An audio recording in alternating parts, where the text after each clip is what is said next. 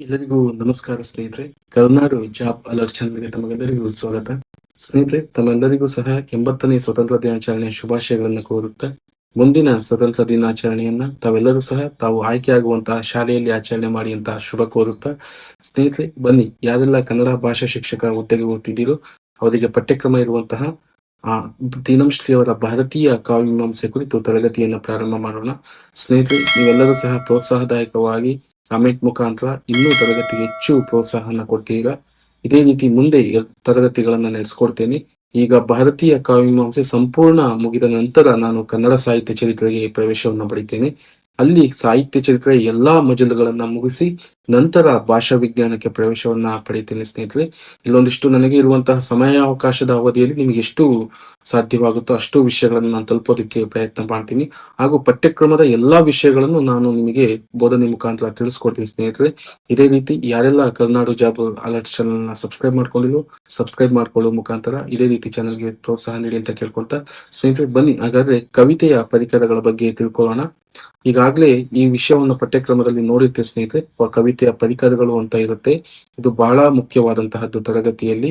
ಆ ಇದನ್ನ ಕೇಳಿ ಮತ್ತೆ ಪ್ರಶ್ನೆಯನ್ನು ಯಾವ ರೂಪವಾಗಿ ಕೇಳುತ್ತೆ ಅನ್ನುವಂಥದ್ದು ನಾನು ಹೇಳ್ತೀನಿ. ಈಗಾಗಲೇ ನಾನು ಎಲ್ಲಾ ಕ್ಲಾಸ್‌ಗಳಲ್ಲೂ ಬಹುಮುಖ್ಯವಾದಂತಹದ್ದು ಮತ್ತೆ ಪ್ರಶ್ನೆಯನ್ನ ಯಾವ ರೀತಿ ಕೇಳಲಾಗುತ್ತೆ ಅನ್ನುವಂತಹದನ್ನ ಪ್ರಾರಂಭ ಮಾಡ್ತೀನಿ ಸ್ನೇಹಿತರೆ. ಮೊದಲಿಗೆ ರಾಜಶೇಖರನ ಕಾವ್ಯ ಮೀಮಾಂಸೆಯಲ್ಲಿ ಬರುವಂತಹ ಒಂದು ಸಾಲಿದೆ ಸ್ನೇಹಿತರೆ. ಅದ್ರಲ್ಲಿ ಹೇಳ್ತಾರೆ ಅವರು, ಸ್ವಸ್ಥ್ಯಂ ಪ್ರತಿಭಾಭ್ಯಾಸೆ ಭಕ್ತಿರ್ವಿದ್ವತ್ಕತ ಬಹುಶ್ರುತತ ಸ್ಮೃತಿರ್ಧಾತ್ಮನಿ ವೇದಶ್ವ ಮಾತರ್ರೇವಷ್ಟ ಕವಿತ್ವಸ್ಯ ಅಂತ ಹೇಳ್ತಾರೆ. ಅಂದ್ರೆ ಒಂದು ಕವಿತೆ ಹುಟ್ಟೋದಕ್ಕೆ ಎಷ್ಟು ಕಾರಣಗಳಿದಾವೆ ಎನ್ನುವಂತಹದನ್ನ ಹೇಳುವಂತಹದ್ದು. ಇಲ್ಲಿ ಹೇಳ್ತಾರೆ, ದೇಹ ಮನಸ್ಸುಗಳ ಸ್ವಸ್ಥತೆ ಎನ್ನುವಂತಹದ್ದು, ಪ್ರತಿಭೆ, ಅಭ್ಯಾಸ, ಭಕ್ತಿ, ವಿದ್ವಾಂಸರೊಡನೆ ಮಾತುಕತೆ, ಪಾಂಡಿತ್ಯ, ದೃಢವಾದ ಜ್ಞಾಪಕ ಶಕ್ತಿ, ಉತ್ಸಾಹ ಇವೆಂಟು ಕವಿತ್ವಕ್ಕೆ ತಾಯಿಯರು ಅಂತ ರಾಜಶೇಖರ ಕರೀತಾನೆ ಸ್ನೇಹಿತರೆ. ಇದು ಬಹಳ ನೆನ್ಪಿಟ್ಕೊಳ್ಳಿ, ಕೇಳುವ ಸಾಧ್ಯತೆ ಇರುತ್ತೆ. ಅಂದ್ರೆ ಕವಿತೆಗೆ ಎತ್ತ ತಾಯಿ ಪ್ರತಿಭೆಯೊಂದೇ, ಮಿಕ್ಕವುಗಳು ಮಲತಾಯಿ ಎನ್ನುವಂತಹ ಅರ್ಥ ಬರುತ್ತೆ. ಇದು ರಾಜಶೇಖರನ ಹೇಳಿಕೆ ಸ್ನೇಹಿತರೆ. ನಂತರ ಇನ್ನೊಂದು ರಾಜಶೇಖರನ ಹೇಳಿಕೆ ಬರುತ್ತೆ, ಬಹುಜ್ಞತಾ ಉತ್ಪತ್ತಿ ಅಂತ. ಬಹುಜ್ಞತಾ ಉತ್ಪತ್ತಿ ಎನ್ನುವಂತಹದ್ದು ಅಂದ್ರೆ ಅನೇಕ ವಿಷಯಗಳನ್ನು ತಿಳಿದಿರುವುದೇ ಉತ್ಪತ್ತಿ ಎನ್ನುವಂತಹ ಅರ್ಥದಲ್ಲಿ ಬರುತ್ತೆ. ಇಲ್ಲಿರುವಂತಹ ಈ ಸ್ಟೇಟ್ಮೆಂಟ್ ಇರ್ಬೋದು.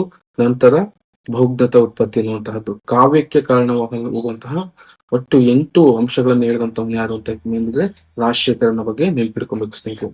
ನಂತರ ಇನ್ನೊಂದು ಸ್ಟೇಟ್ಮೆಂಟ್ ಇದೇ ತರ ಬರುತ್ತೆ. ಕಾವ್ಯದ ಪರಿಕರಗಳಲ್ಲಿ ನಸ್ ನಸಾ ಶಬ್ದೋನ ತದ್ವಾಕ್ಯಂ ನಸಾ ವ್ಯಾಯೋ ನಸಾ ಕಲಾ ಜಾಯತೆ ಎನ್ನ ಕಾವ್ಯಾಗಂ ಅಹೋಬಾರೋ ಮಹಾನ್ ಕಾವ್ಯಹೇ ಅನ್ನುವಂತಹದ್ದು ಭಾಮಹ ಹೇಳುವಂತಹದ್ದು. ಕಾವ್ಯಕ್ಕೆ ಅಂಗವಾದ ಶಬ್ದವಿಲ್ಲ, ಅರ್ಥವಿಲ್ಲ, ನ್ಯಾಯವಿಲ್ಲ, ಕಲೆ ಇಲ್ಲ. ನಂತರ ಒಬ್ಬ ಕವಿಯ ಭಾರ ಎಷ್ಟು ದೊಡ್ಡದು ಅನ್ನುವಂತಹದನ್ನ ಹೇಳ್ತಿರುವಂತಹದ್ದು. ಇದು ಒಂದಿಷ್ಟು ಸಾಮಾನ್ಯವಾಗಿ ನೆನ್ಪಿಟ್ಕೊಳ್ಳಿ ಸ್ನೇಹಿತರೆ. ಇದು ಬರುವಂತಹ ಸಾಧ್ಯತೆ ಇರುತ್ತೆ. ಕಾವ್ಯಕ್ಕೆ ಅಂಗವಾದಂತಹ ಶಬ್ದವಿಲ್ಲ, ಅರ್ಥವಿಲ್ಲ, ನ್ಯಾಯವಿಲ್ಲ ಮತ್ತು ಕಲೆ ಇಲ್ಲ. ಮತ್ತೆ ಒಬ್ಬ ಕವಿಯ ಭಾರ ಎಷ್ಟು ದೊಡ್ಡದು ಅಂತ ಇಲ್ಲಿ ಅನ್ನುವಂತಹದ್ದು ಭಾಮಹ ಕವಿಯ ಮಹತ್ವವನ್ನ ಕುರಿತು ಇಲ್ಲಿ ಸಾರ್ತಿರುವಂತಹದ್ದು ನೋಡ್ಬೋದು. ನಂತರ ಮಮ್ಮಟನು ನಿರ್ದೇಶಿಸುವಂತೆ ಕವಿಗೆ 3 ಬಗೆಯ ವಿಷಯಗಳಲ್ಲಿ ಉತ್ಪತ್ತಿ ಬೇಕಾಗಿದೆ ಎನ್ನುವಂತಹದನ್ನ ಹೇಳ್ತಾನೆ. ಯಾವ್ಯಾವಪ್ಪ ಅಂದ್ರೆ, ಲೋಕಸ್ಯ ಸ್ಥಾವರ ಜಂಗಮಾತ್ಮ ಕಲೋಕಮೃತ್ಯಸ್ಯ ಶಾಸ್ತ್ರಾಣಾಂ ಛಂದೋ ವ್ಯಾಕರಣಾಭಿಧಾನಂ ಕೋಶಕಲಾ ಚತುರ್ವರ್ಗ ವಿಮರ್ಶನಾತ್ ಉತ್ಪತ್ತಿ ಅಂತ ಹೇಳ್ತಾನೆ. ಅಂದ್ರೆ ಯಾವ ಮೂರ್ ಇರ್ಬೇಕು ಅನ್ನುವಂತಹದ್ದಂತೆ ಲೋಕ ನಡವಳಿಕೆ ಅಂದ್ರೆ ಸದಾಚಾರವಾದಂತಹ ಲೋಕ ನಡವಳಿಕೆ, ಅಂಗವಿದ್ಯೆಗಳಾದಂತಹ ವ್ಯಾಕರಣ, ಛಂದಸ್ಸು, ನಿಘಂಟುಗಳ ತಿಳುವಳಿಕೆ, ನಂತರ ಮಹಾಕಾವ್ಯ ಇತಿಹಾಸಗಳ ಅನುಶೀಲನ ಅನ್ನುವಂತಹದನ್ನ ನೆನ್ಪಿಡ್ಕೊಬೇಕು. ಅಂದ್ರೆ ಮಮ್ಮಟ ನಿರ್ದೇಶಿಸುವಂತೆ ಕವಿಗೆ 3 ಬಗೆಯ ವಿಷಯಗಳಲ್ಲಿ ಉತ್ಪತ್ತಿ ಇರಬೇಕು ಅಂತ ಹೇಳ್ತಾನೆ. ಈ 3 ಬಗೆಯ ಉತ್ಪತ್ತಿಗಳ ಬಗ್ಗೆನೂ ನೀವು ನೆನ್ಪಿಡ್ಕೋಬೇಕು. ಮೊದಲನೇದು ಹೇಳುವಂತಹದ್ದು ರಾಜಶೇಖರನು ತರ ಹೇಳುವಂತಹದ್ದು, ನಂತರ ಮಮ್ಮಟ ಹೇಳುವಂತಹ ವಿಚಾರ. ನಂತರ ಕ್ಷಮೇಂದ್ರನು ಕವಿ ಕಂಠಾಭರಣದಲ್ಲಿ ಸಂಗ್ರಹಿಸಿರುವ ಶಿಕ್ಷಾಶತದಲ್ಲಿ ಕೆಲವು ವಿಚಾರಗಳನ್ನು ಹೇಳ್ತಾನೆ. ಸಹವಾಸಃ ಕವಿವರೈವ ಮಹಾಕಾವ್ಯಾರ್ಥ ಚರ್ವಣಂ ಅನ್ನುವಂತಹದ್ದು. ಇಷ್ಟು ಅಂಶಗಳನ್ನ ಕ್ಷಮೇಂದ್ರನ ಈ ಅಂಶದಲ್ಲಿ ಹೇಳುವಂತಹದ್ದು. ನಂತರ ಅಯಕತ್ವಂ ಸುಜನೈಸುತ್ರಿಹಿ ಸೌಮ್ಯಾನಸ್ಯಂ ಸುವೇಶ ಪರೋ ನೈಷಾಜಿಗೀಶ ಚ ಉತ್ಯುತ್ಯುತೋ ಸರ್ವಾಶಿಷ್ಯತ ಅನ್ನುವಂತಹದ್ದು. ಅಂದ್ರೆ ಕ್ಷಮೇಂದ್ರನ ಅನುಶಾಸನವಾಗಿದೆ. ಮಹಾಕವಿಗಳು ಕೂಡ ಯುದ್ಧ ಸ್ವರೂಪ, ಪ್ರಾಣಿ ಸ್ವಭಾವ, ಸಮುದ್ರಾದಿಗಳ ಪರಿಸ್ಥಿತಿ ಮೊದಲಾದವುಗಳ ತಿಳಿಸುತ್ತದೆ ಎನ್ನುವಂತಹದನ್ನ ಹೇಳ್ತಾನೆ. ಅಂದ್ರೆ ಕವಿಗಳು ಒಂದಿಷ್ಟು ವಿಚಾರಗಳನ್ನ ಯಾವ ರೀತಿ ಕಾವ್ಯದಲ್ಲಿ ತರಬಹುದು ಅನ್ನುವಂತಹ ಹಿನ್ನೆಲೆಯಲ್ಲಿ ಇಲ್ಲಿ ಕ್ಷಮೇಂದ್ರ ಹೇಳುವಂತಹದ್ದು ಒಂದು ಯುದ್ಧ ಸ್ವರೂಪ, ಪ್ರಾಣಿಗಳ ಸ್ವಭಾವ, ಸಮುದ್ರಾದಿಗಳ ಪರಿಸ್ಥಿತಿ ಮೊದಲಾದವುಗಳನ್ನ ತಿಳಿಸಲಾಗುತ್ತೆ ಎನ್ನುವಂತಹದನ್ನ ಹೇಳ್ತಿರುವಂತಹದ್ದು. ನಂತರ ಲೋಕಜ್ಞಾನವಿಲ್ಲದೆ ಕಟ್ಟಿದ ಕಾವ್ಯ ಯಾರನ್ನೂ ಮೆಚ್ಚಿಸದೆಂಬ ಭಾವವನ್ನು ಈ ಮುಂದಿನ ಪದ್ಯ ವಿವರಿಸುತ್ತದೆ ಎನ್ನುವಂತಹದ್ದು. ಅಂದ್ರೆ ಲೋಕಜ್ಞಾನ ಇಲ್ಲದೆ ನಾವೇನಾದ್ರೂ ಒಂದು ಕಾವ್ಯವನ್ನ ಏನಾದ್ರು ಕಟ್ಟಿದ್ರೆ ಅಂತಹ ಕಾವ್ಯ ಯಾರನ್ನು ಮೆಚ್ಚಿಸದೆ ಎಂಬ ಭಾವವನ್ನು ಈ ಮುಂದಿನ ಒಂದು ಸಾಲು ತಿಳಿಸುವಂತಹದ್ದು. ಅದು ಕಾವ್ಯಾವಲೋಕನದಲ್ಲಿದೆ ಅಂತ ಹೇಳಲಾಗುತ್ತೆ. ಅಂದ್ರೆ ನಾಗವರ್ಮನ ಕಾವ್ಯಾವಲೋಕನ ನೆನ್ಪಿಟ್ಕೊಡ್ರಿ ಸ್ನೇಹಿತರೆ. ಕನ್ನಡಕ್ಕೆ ಸಂಬಂಧಪಟ್ಟ ಕಾವ್ಯ ಮೀಮಾಂಸೆ ವಿಚಾರಗಳು ಏನಾದ್ರು ಬಂದು ಅವೆಲ್ಲವನ್ನು ಸಹ ಸಂಪೂರ್ಣವಾಗಿ ನೆನ್ಪಿಟ್ಕೊಬೇಕು. ಯಾಕಂದ್ರೆ ಕೇಳೋ ಸಾಧ್ಯತೆಗಳು ಹೆಚ್ಚಾಗಿರ್ತವೆ ಎನ್ನುವಂತಹದ್ದು. ನೋಡ್ಬೋದು, ಅರೆಮನೆಗಲ್ತು, ಸೂಳೆ ಮನೆಗಲ್ತು, ಸವಣ್ಣನಿಗಲ್ತು, ಕೂಡಲ್ಲರತ್ತು, ಬಗೆಗಲ್ತು, ವಸ್ತು ಕೃತಿಯಂಸಲೆ ಪೇಳುವುದು ಕಲ್ತು ಪೇಳಿದೆ ಅನ್ನುವಂತಹದನ್ನ ಹೇಳ್ತಾನೆ. ಯಾರು? ನಾಗವರ್ಮ ಅನ್ನುವಂತಹ. ಅಂದ್ರೆ ಲೋಕಜ್ಞಾನದ ಕಾವ್ಯವನ್ನ ಕಟ್ಟಿರುವಂತವರು ಮುಂದಿನ ವಿಚಾರಗಳನ್ನ ಯಾವ ರೀತಿಯಾಗಿ ತಿಳಿಯಬೇಕು ಅನ್ನುವಂತಹದನ್ನ ಈ ಹಿನ್ನೆಲೆಯಲ್ಲಿ ಹೇಳಿರುವಂತಹದ್ದು. ನಂತರ ಬಹುಭೂತಿ ಮಾಲತಿ ಮಾಧವದಲ್ಲಿ ಒಂದಿಷ್ಟು ವಿಚಾರವನ್ನ ನೋಡೋಣ ಸ್ನೇಹಿತರೆ. ಯದೈವಾದ್ಯಯಾನಂ ತದೋಷನಿಷದಂ ಸಾಂಖ್ಯಸ್ಯ ಯೋಗಸ್ಯ ಚಾಜ್ಞಾನಂ ತತ್ವಜ್ಞಾನೇನ ಕಾಂ ನಹೀತಾತ ಕಶ್ಚಿತ್ ಗುಣೋ ನಾಟಕೋ ಅಂತ ಹೇಳ್ತಾನೆ. ಬಹುಭೂತಿ ಮಾಲತಿ ಮಾಧವದಲ್ಲಿ ವೇದಾಧ್ಯಯನ ಮಾಡಿರುವುದು, ಹಾಗೆಯೇ ಉಪನಿಷತ್ತುಗಳು, ಸಂಖ್ಯಾ, ನಂತರ ಯೋಗ, ಇವುಗಳ ಜ್ಞಾನ ಪಡೆದಿರುವುದು ಹೇಳಿಕೊಂಡರೆ ಏನೂ ಆಗುವುದಿಲ್ಲ ಎಂದಿದ್ದಾನೆ ಅನ್ನುವಂತಹದನ್ನ ಹೇಳ್ತಾನೆ. ಅಂದ್ರೆ ಒಂದಿಷ್ಟು ಕವಿ ಕಾವ್ಯ ಹೇಗಿರ್ಬೇಕು ಅನ್ನುವಂತಹ ಹಿನ್ನೆಲೆಯಲ್ಲಿ ಹೇಳ್ತಾ ಹೋಗ್ತಿರುವಂತಹದ್ದು ಇದು ಭವಭೂತಿ ಹೇಳುವಂತಹ ವಿಚಾರ. ನಂತರ ಹೇಳುವಂತಹ ಒಬ್ಬ ವಿಚಾರವನ್ನ ನೋಡ್ಬೋಣ. ತಾನು ಪ್ರೌಢವೆಂದು ಹೆಮ್ಮೆಗೊಂಡು ಕವಿ ಸರಸ ಕವಿತೆಯ ಮಾರ್ಗವನ್ನು ಬಿಡುತ್ತಾನೆ, ಅಜ್ಞಾನವನ್ನು ಅಸಡ್ಡೆ ಮಾಡಿ ವಿದ್ವಾಂಸರ ಶ್ಲಾಘನೆಯನ್ನ ನಿರೀಕ್ಷಿಸುತ್ತಾನೆ ಎನ್ನುವಂತಹದ್ದು. ಅದನ್ನ ಭಾಮಹ ಖಂಡಿಸಿದ್ದಾನೆ ಎನ್ನುವಂಥದ್ದನ್ನ ಹೇಳಲಾಗುತ್ತೆ. ಅಂದ್ರೆ ಕಾಲ್ಪರಮಾಗೆ ಕಾವ್ಯರಸಮರ್ಥಂ ಮುದುಕುಂಬ್ರಮಂ ಪ್ರತೀತಿಯಂ ಮಾಳ್ಪನೆಗ ಜಲಕ್ಕನಿಗಿರೆ ಪೇಳಿದೆ ಕ್ಷಮೆ ನೋಟು ಬೇಳ್ದೆ ಚಿ ಅನ್ನುವಂತಹದ್ದು. ಜಗಟೆಗೆ ಸಮನಾಗಿ ಟೀಕೆ ಟಿಪ್ಪಣಿಗಳಿದ್ದು ಹೊರತು ಅರ್ಥವಾಗದ ಕಾವ್ಯವನ್ನು ಭಾಮವನ್ನು ಖಂಡಿಸಿದ್ದಾನೆ. ಅಂದ್ರೆ ಕೆಲವೊಂದು ಕಾವ್ಯಗಳು ಸಹೃದಯರಿಗೆ ಅರ್ಥ ಆಗೋದಿಲ್ಲ, ಅಂತ ಕಾವ್ಯವನ್ನು ರಚಿಸಿದ್ದು ಸಹ ವ್ಯರ್ಥ ಅನ್ನುವಂತಹದ್ದನ್ನ ಭಾಮಹ ಟೀಕೆ ಮಾಡಿದ್ದಾನೆ ಅನ್ನುವಂತಹದ್ದು ಹೇಳುವಂತಹ ಅರ್ಥ ಆಗುತ್ತೆ. ಅಂದ್ರೆ ಒಂದು ಪ್ರೌಢವಾದಂತಹ ಸರಳವಾದಂತಹ ಸಹೃದಯರಿಗೆ ಅರ್ಥವಾಗುವಂತಹ ನಿಟ್ಟಿನಲ್ಲಿ ಕಾವ್ಯವನ್ನ ರಚನೆ ಮಾಡಬೇಕು ಅನ್ನುವಂತಹದ್ದು ಭಾಮಹನ ಹೇಳಿಕೆ ಅನ್ನುವಂತಹದ್ದು. ನಂತರ ಅವನ ಹೇಳಿಕೆಯನ್ನು ನೋಡ್ಬೋದು. ಕಾವ್ಯನ್ನಪಿ ಯಾದಿಮಾನಿ ಅನ್ನುವಂತಹ ಹೇಳಿಕೆ. ಈ ಹೇಳಿರುವಂತಹ ಖಂಡಿಸಿದ್ದಕ್ಕೆ ಇವು ಸ್ಟೇಟ್ಮೆಂಟ್ ಯಾವ್ದಪ್ಪ ಅಂದ್ರೆ ಕಾವ್ಯನ್ನಪಿ ಯಾದಿಮಾನಿ ಅನ್ನುವಂತಹ ಸ್ಟೇಟ್ಮೆಂಟ್. ಇನ್ನೊಂದಿದೆ ಸ್ಟೇಟ್ಮೆಂಟ್, ಇದು ಸ್ನೇಹಿತರೆ ಬಹಳ ಇಂಪಾರ್ಟೆಂಟ್. ಇದು ಉಚಿತಾನುಚಿತೋ ವಿವೇಕೋ ಉತ್ಪತ್ತಿ ಅನ್ನುವಂತಹದ್ದು ರಾಜಶೇಖರನ ಸ್ಟೇಟ್ಮೆಂಟ್. ಇದು ಸಹ ಸಾಕಷ್ಟು ಬಾರಿ ಕೇಳಿದರೆ ನೆಟ್ ಸ್ಟೇಟ್ ಅಲ್ಲಿ ಸಹ ಸುಮಾರು ಬಾರಿ ಪ್ರಶ್ನೆ ಆಗಿದೆ. ನಂತರ ಇದೇ ತರ ಕೇಳ್ತಾನೆ, ಉಚಿತಾನುಚಿತ ವಿವೇಕ ಉತ್ಪತ್ತಿ ಅಂತ ಯಾರು ಹೇಳಿರುವಂತಹದ್ದು ಅಂತ ರಾಜಶೇಖರ ಹೇಳಿರುವಂತಹದ್ದು. ನಂತರ ಉತ್ಪತ್ತಿ ತದಾಪಯೋಗಿ ಸಮಸ್ತ ವಸ್ತು ಪೌರಾಷ್ಟರ್ಯ ಪರಾಮರ್ಶ ಕೌಶಲಂ ಅನ್ನುವಂತಹದ್ದು. ಇದು ಅಭಿನವ ಗುಪ್ತನ ಹೇಳಿಕೆ ಸ್ನೇಹಿತರೆ, ಬಹಳ ಮುಖ್ಯವಾದಂತಹದ್ದು, ನೆನ್ಪಿಟ್ಕೊಳ್ಳಿ. ಅಂದ್ರೆ ಉತ್ಪತ್ತಿ ಎಂದರೆ ಪ್ರತಿಭೆಗೆ ಉಪಯೋಗವಾಗುವ ಸಮಸ್ತ ವಸ್ತುಗಳ ಹಿಂದು ಮುಂದನ್ನು ವಿಮರ್ಶಿಸುವ ವಿಚಕ್ಷಣತೆ ಅನ್ನುವಂತಹದ್ದು. ಅಂದ್ರೆ ಪ್ರತಿಭೆಗೆ ಪೂರಕವಾಗಿ ಪ್ರತಿಭೆಗೆ ಮುಂದೆ ಇರುವಂತಹ ಎಲ್ಲಾ ವಿಚಾರಗಳನ್ನ ನೀವು ಉಪಯೋಗವಾಗುವಂತೆ ವಿಚಾರ ಮಾಡುವುದೇ ಉತ್ಪತ್ತಿ ಎನ್ನುವಂತಹದನ್ನ ಇಲ್ಲಿ ಹೇಳಲಾಗುತ್ತೆ. ಸರಳವಾಗಿ ನೋಡ್ಬೋದು, ಉತ್ಪತ್ತಿ ಎಂದರೆ ಪ್ರತಿಭೆಗೆ ಉಪಯೋಗವಾಗುವ ಸಮಸ್ತ ವಸ್ತುಗಳಿಂದ ಹಿಡಿದು ಹಿಂದು ಮುಂದನ್ನು ವಿಮರ್ಶಿಸುವ ವಿಚಕ್ಷಣತೆ ಅಂತ ತಿನ್ನಂಶ್ರೀ ಅವರು ತಮ್ಮ ಪುಸ್ತಕದಲ್ಲಿ ವಿವರಣೆಯನ್ನ ಕೊಡ್ತಾರೆ ಎನ್ನುವಂತಹದ್ದು. ಇನ್ನೊಂದು ನೋಡ್ಬೋದು ರಾಜಶೇಖರನ ಹೇಳಿಕೆ, ಪ್ರತಿಭಾ ಉತ್ಪತ್ತಿ ಮೀತಃ ಸಮಲೇತೆ ಶ್ರೇಯಸ್ಯ ಅನ್ನುವಂತಹದ್ದು. ಪ್ರತಿಭೆ ಮತ್ತು ಉತ್ಪತ್ತಿಗಳು ಒಂದರೊಡನೆ ಬೆಂದರೆ ಶ್ರೇಯಸ್ಕರವಾಗಿರುತ್ತದೆ ಎನ್ನುವಂತಹದನ್ನ ಹೇಳಲಾಗುತ್ತೆ ಎನ್ನುವಂತಹದ್ದು. ಇದು ನೆನ್ಪಿಟ್ಕೊಳ್ಳಿ, ಪ್ರತಿಭೆ ಮತ್ತು ಉತ್ಪತ್ತಿ ಒಂದೆರಡನ್ನೊಂದು ಬೆಂದರೆ ಶ್ರೇಯಸ್ಕರವಾಗಿರುತ್ತದೆ ಅಂತ ಹೇಳಲಾಗುತ್ತೆ ಅಂತ. ನಂತರ ಔಚಿತ್ಯ ಜ್ಞಾನವು ಕಡಿಮೆಯಾಗಿರುವುದಕ್ಕೆ ಸಂಬಂಧಿಸಿದ ಹಾಗೆ ಅವ್ಯುತ್ಪತ್ತಿ ಎಂಬ ಶಬ್ದವನ್ನು ಹನ್ನೊಂದು ಅರ್ಥದಲ್ಲಿ ಬಳಸಿದ್ದಾರೆ ಎನ್ನುವಂತಹದ್ದು. ಅಂದ್ರೆ ಔಚಿತ್ಯ ಜ್ಞಾನ ಪ್ರತಿಯೊಬ್ಬ ಕವಿಯಲ್ಲಿ ಇರ್ಬೇಕು ಅಂತ ಹೇಳ್ತಾರೆ. ಔಚಿತ್ಯ ಜ್ಞಾನ ಅನ್ನುವಂಥದ್ದು ಕಡಿಮೆಯಾಗಿರುವುದಕ್ಕೆ ಸಂಬಂಧಿಸಿದಾಗೆ ಅವ್ಯುತ್ಪತ್ತಿ ಎಂಬ ಶಬ್ದವನ್ನು ಇನ್ನೊಂದು ಅರ್ಥದಲ್ಲಿ ಬಳಸಿದ್ದಾರೆ. ಈ ಪ್ರಶ್ನೆಯನ್ನೇ ಕೇಳ್ಬೋದು ಅಂದ್ರೆ ಔಚಿತ್ಯ ಜ್ಞಾನವನ್ನು ಕಡಿಮೆ ಆಗಿರುವುದಕ್ಕೆ ಸಂಬಂಧಿಸಿದ ಹಾಗೆ ಅವು ಯಾವ ಪದವನ್ನ ನಿರ್ದೇಶಿಸಲಾಗುತ್ತದೆ ಅಂತ ಕೇಳಿದ್ರೆ ಅವ್ಯುತ್ಪತ್ತಿ ಎನ್ನುವಂತಹದನ್ನ ಹೇಳ್ಬೇಕು. ನಂತರ ಕಾವ್ಯ ರಚನೆ ಮಾಡುವಾಗ ಕೆಲವರು ಶಬ್ದದ ಅರ್ಥ ಸ್ವಾರಸ್ಯಕ್ಕೆ ಗಮನ ಕೊಡದೆ ಅನುಷ್ಠಾನ ತುಂಬುವುದಕ್ಕೆ ಇರುತ್ತಾರೆ. ಅದಕ್ಕೆ ಅಭಿನವ್ ಗುಪ್ತಾ ಈ ಒಂದು ಮಾತನ್ನು ಹೇಳ್ತಾನೆ. ಅಂದ್ರೆ ಕಾವ್ಯ ರಚನೆ ಮಾಡುವಂತಹ ಸಂದರ್ಭದಲ್ಲಿ ಕೆಲವರು ಏನ್ ಮಾಡ್ತಾರೆ, ಶಬ್ದಕ್ಕೆ ಮತ್ತು ಅರ್ಥ ಸ್ವಾರಸ್ಯಕ್ಕೆ ಗಮನವನ್ನು ಕೊಡುವುದಿಲ್ಲ, ಅನುಪ್ರಾಸ ತುಂಬುವುದರಲ್ಲೇ ಇರ್ತಾರೆ ಅನ್ನುವಂತಹದ್ದು. ಅಂದ್ರೆ ಅಲಂಕಾರ ಅಂದ್ರೆ ಅನುಪ್ರಾಸದಲ್ಲಿ ಇರುವಂತಹ ಒಂದು ಅರ್ಥ, ಅದನ್ನ ತುಂಬುವುದರಲ್ಲಿ ತುಂಬಾ ಜನ ಇರ್ತಾರೆ. ಆ ಕುರಿತು ಅಭಿನವ್ ಗುಪ್ತಾ ಏನನ್ನು ಹೇಳ್ತಾನೆ ಅಂದ್ರೆ ಅವ್ಯುತ್ಪತ್ತಿ ಅನುಪ್ರಾಸಾದಿ ನಿಬಂಧನಂ ತಾತ್ಪರ್ಯ ಪ್ರವೃತ್ತಿ ಅಂತ ಹೇಳ್ತಾನೆ. ಬರೀ ಕಾವ್ಯ ಏನಾಗಿರುತ್ತೆ ಅನುಪ್ರಾಸದಿಂದನೇ ಕೂಡಿದ್ರೆ ಅದು ಕಾವ್ಯ ಆಗೋದಿಕ್ ಸಾಧ್ಯ ಇಲ್ಲ ಅನ್ನುವಂಥದ್ದನ್ನ ಇಲ್ಲಿ ಅಭಿನವ್ ಗುಪ್ತಾ ಹೇಳ್ತಿರುವಂತಹದ್ದು. ಅದೇ ಇದೆ ಅವ್ಯುತ್ಪತ್ತಿ ಎಂದರೆ ಅನುಪ್ರಾಸ ಮೊದಲಾದವುಗಳನ್ನು ಎಣೆಯುವ ಉದ್ದೇಶದಿಂದ ಪ್ರವರ್ತಿಸುವುದು ಅನ್ನುವಂತಹದನ್ನ ಹೇಳ್ತಿರುವಂತಹದ್ದು ಯಾರು, ಅಭಿನವ್ ಗುಪ್ತಾ. ನಂತರ ಕವಿಯ ಅಭ್ಯಾಸ, ಕವಿತೆ ಒಮ್ಮುವುದಕ್ಕೆ ತಕ್ಕ ಸನ್ನಿವೇಶ ಈ ಮೊದಲಾದವುಗಳು ಬೇಕು. ಕವಿ ವಿಷಯದ ಕುರಿತು ರಾಜಶೇಖರ್ ವಿಸ್ತಾರವಾಗಿ ಬರೆದಿದ್ದಾನೆ ಅನ್ನುವಂತಹ ಹೇಳ್ತಾರೆ. ರಾಜಶೇಖರನ ಹೇಳಿಕೆಗಳು ಬಹಳ ಮುಖ್ಯ ಅನ್ನುವಂತಹ ನಾವು ಈ ಸಂದರ್ಭದಲ್ಲಿ ಗಮನ ಇಡಬೇಕು ಅನ್ನುವಂತಹದ್ದು. ಕವಿ ಯಾವಾಗಲೂ ಶುಚಿಯಾಗಿರ್ಬೇಕು. ಶುಚಿತ್ವವು ಮಾತಿನದ್ದು, ಮನಸ್ಸಿನದ್ದು ಮತ್ತು ದೇಹದ್ದು ಎಂದು 3 ಬಗೆ ಅನ್ನುವಂಥದ್ದನ್ನ ಹೇಳಲಾಗುತ್ತೆ. ನೋಡ್ಬೋದು. ಸಯತ್ವಭಾವ ಕವಿ ತದನುರೂಪಂ ಕಾವ್ಯಂ ಅಂತ ಹೇಳಲಾಗುತ್ತೆ. ಇದು ಬಹಳ ಮುಖ್ಯವಾದಂತಹ ಸ್ನೇಹಿತರೆ. ಕವಿ ಯಾವಾಗಲೂ ಶುಚಿಯಾಗಿರ್ಬೇಕು. ಶುಚಿತ್ವವು ಮಾತಿನದ್ದು, ಅದು ಯಾವುದು ಅಂದ್ರೆ ಮಾತಿನದ್ದು, ಮನಸ್ಸಿನದ್ದು ಮತ್ತು ದೇಹದ್ದು ಅಂತ 3 ಬಗೆಯನ್ನು ಹೇಳ್ತಾನೆ. ಸಯತ್ ಸ್ವಭಾವ ಕವಿ ತದನುರೂಪಂ ಕಾವ್ಯಂ ಅನ್ನುವಂತಹದ್ದು. ನಂತರ ಕವಿಯ ಸ್ವಭಾವ ಹೇಗಿರುತ್ತದೋ ಕಾವ್ಯವು ಅದಕ್ಕೆ ಅನುರೂಪವಾಗಿರುತ್ತದೆ ಎನ್ನುವಂತಹದನ್ನ ಹೇಳಲಾಗುತ್ತೆ. ಪ್ರತಿಭೆ ಮಾತ್ರವೇ ಪರಿಕರ, ಪ್ರತಿಭಾನ ಏವ ಪರಿಕರ ಅಂತ ಹೇಳಲಾಗುತ್ತೆ. ರಾಜಶೇಖರನ ಹೇಳಿಕೆ ಆಗಿರುವಂತಹದ್ದು.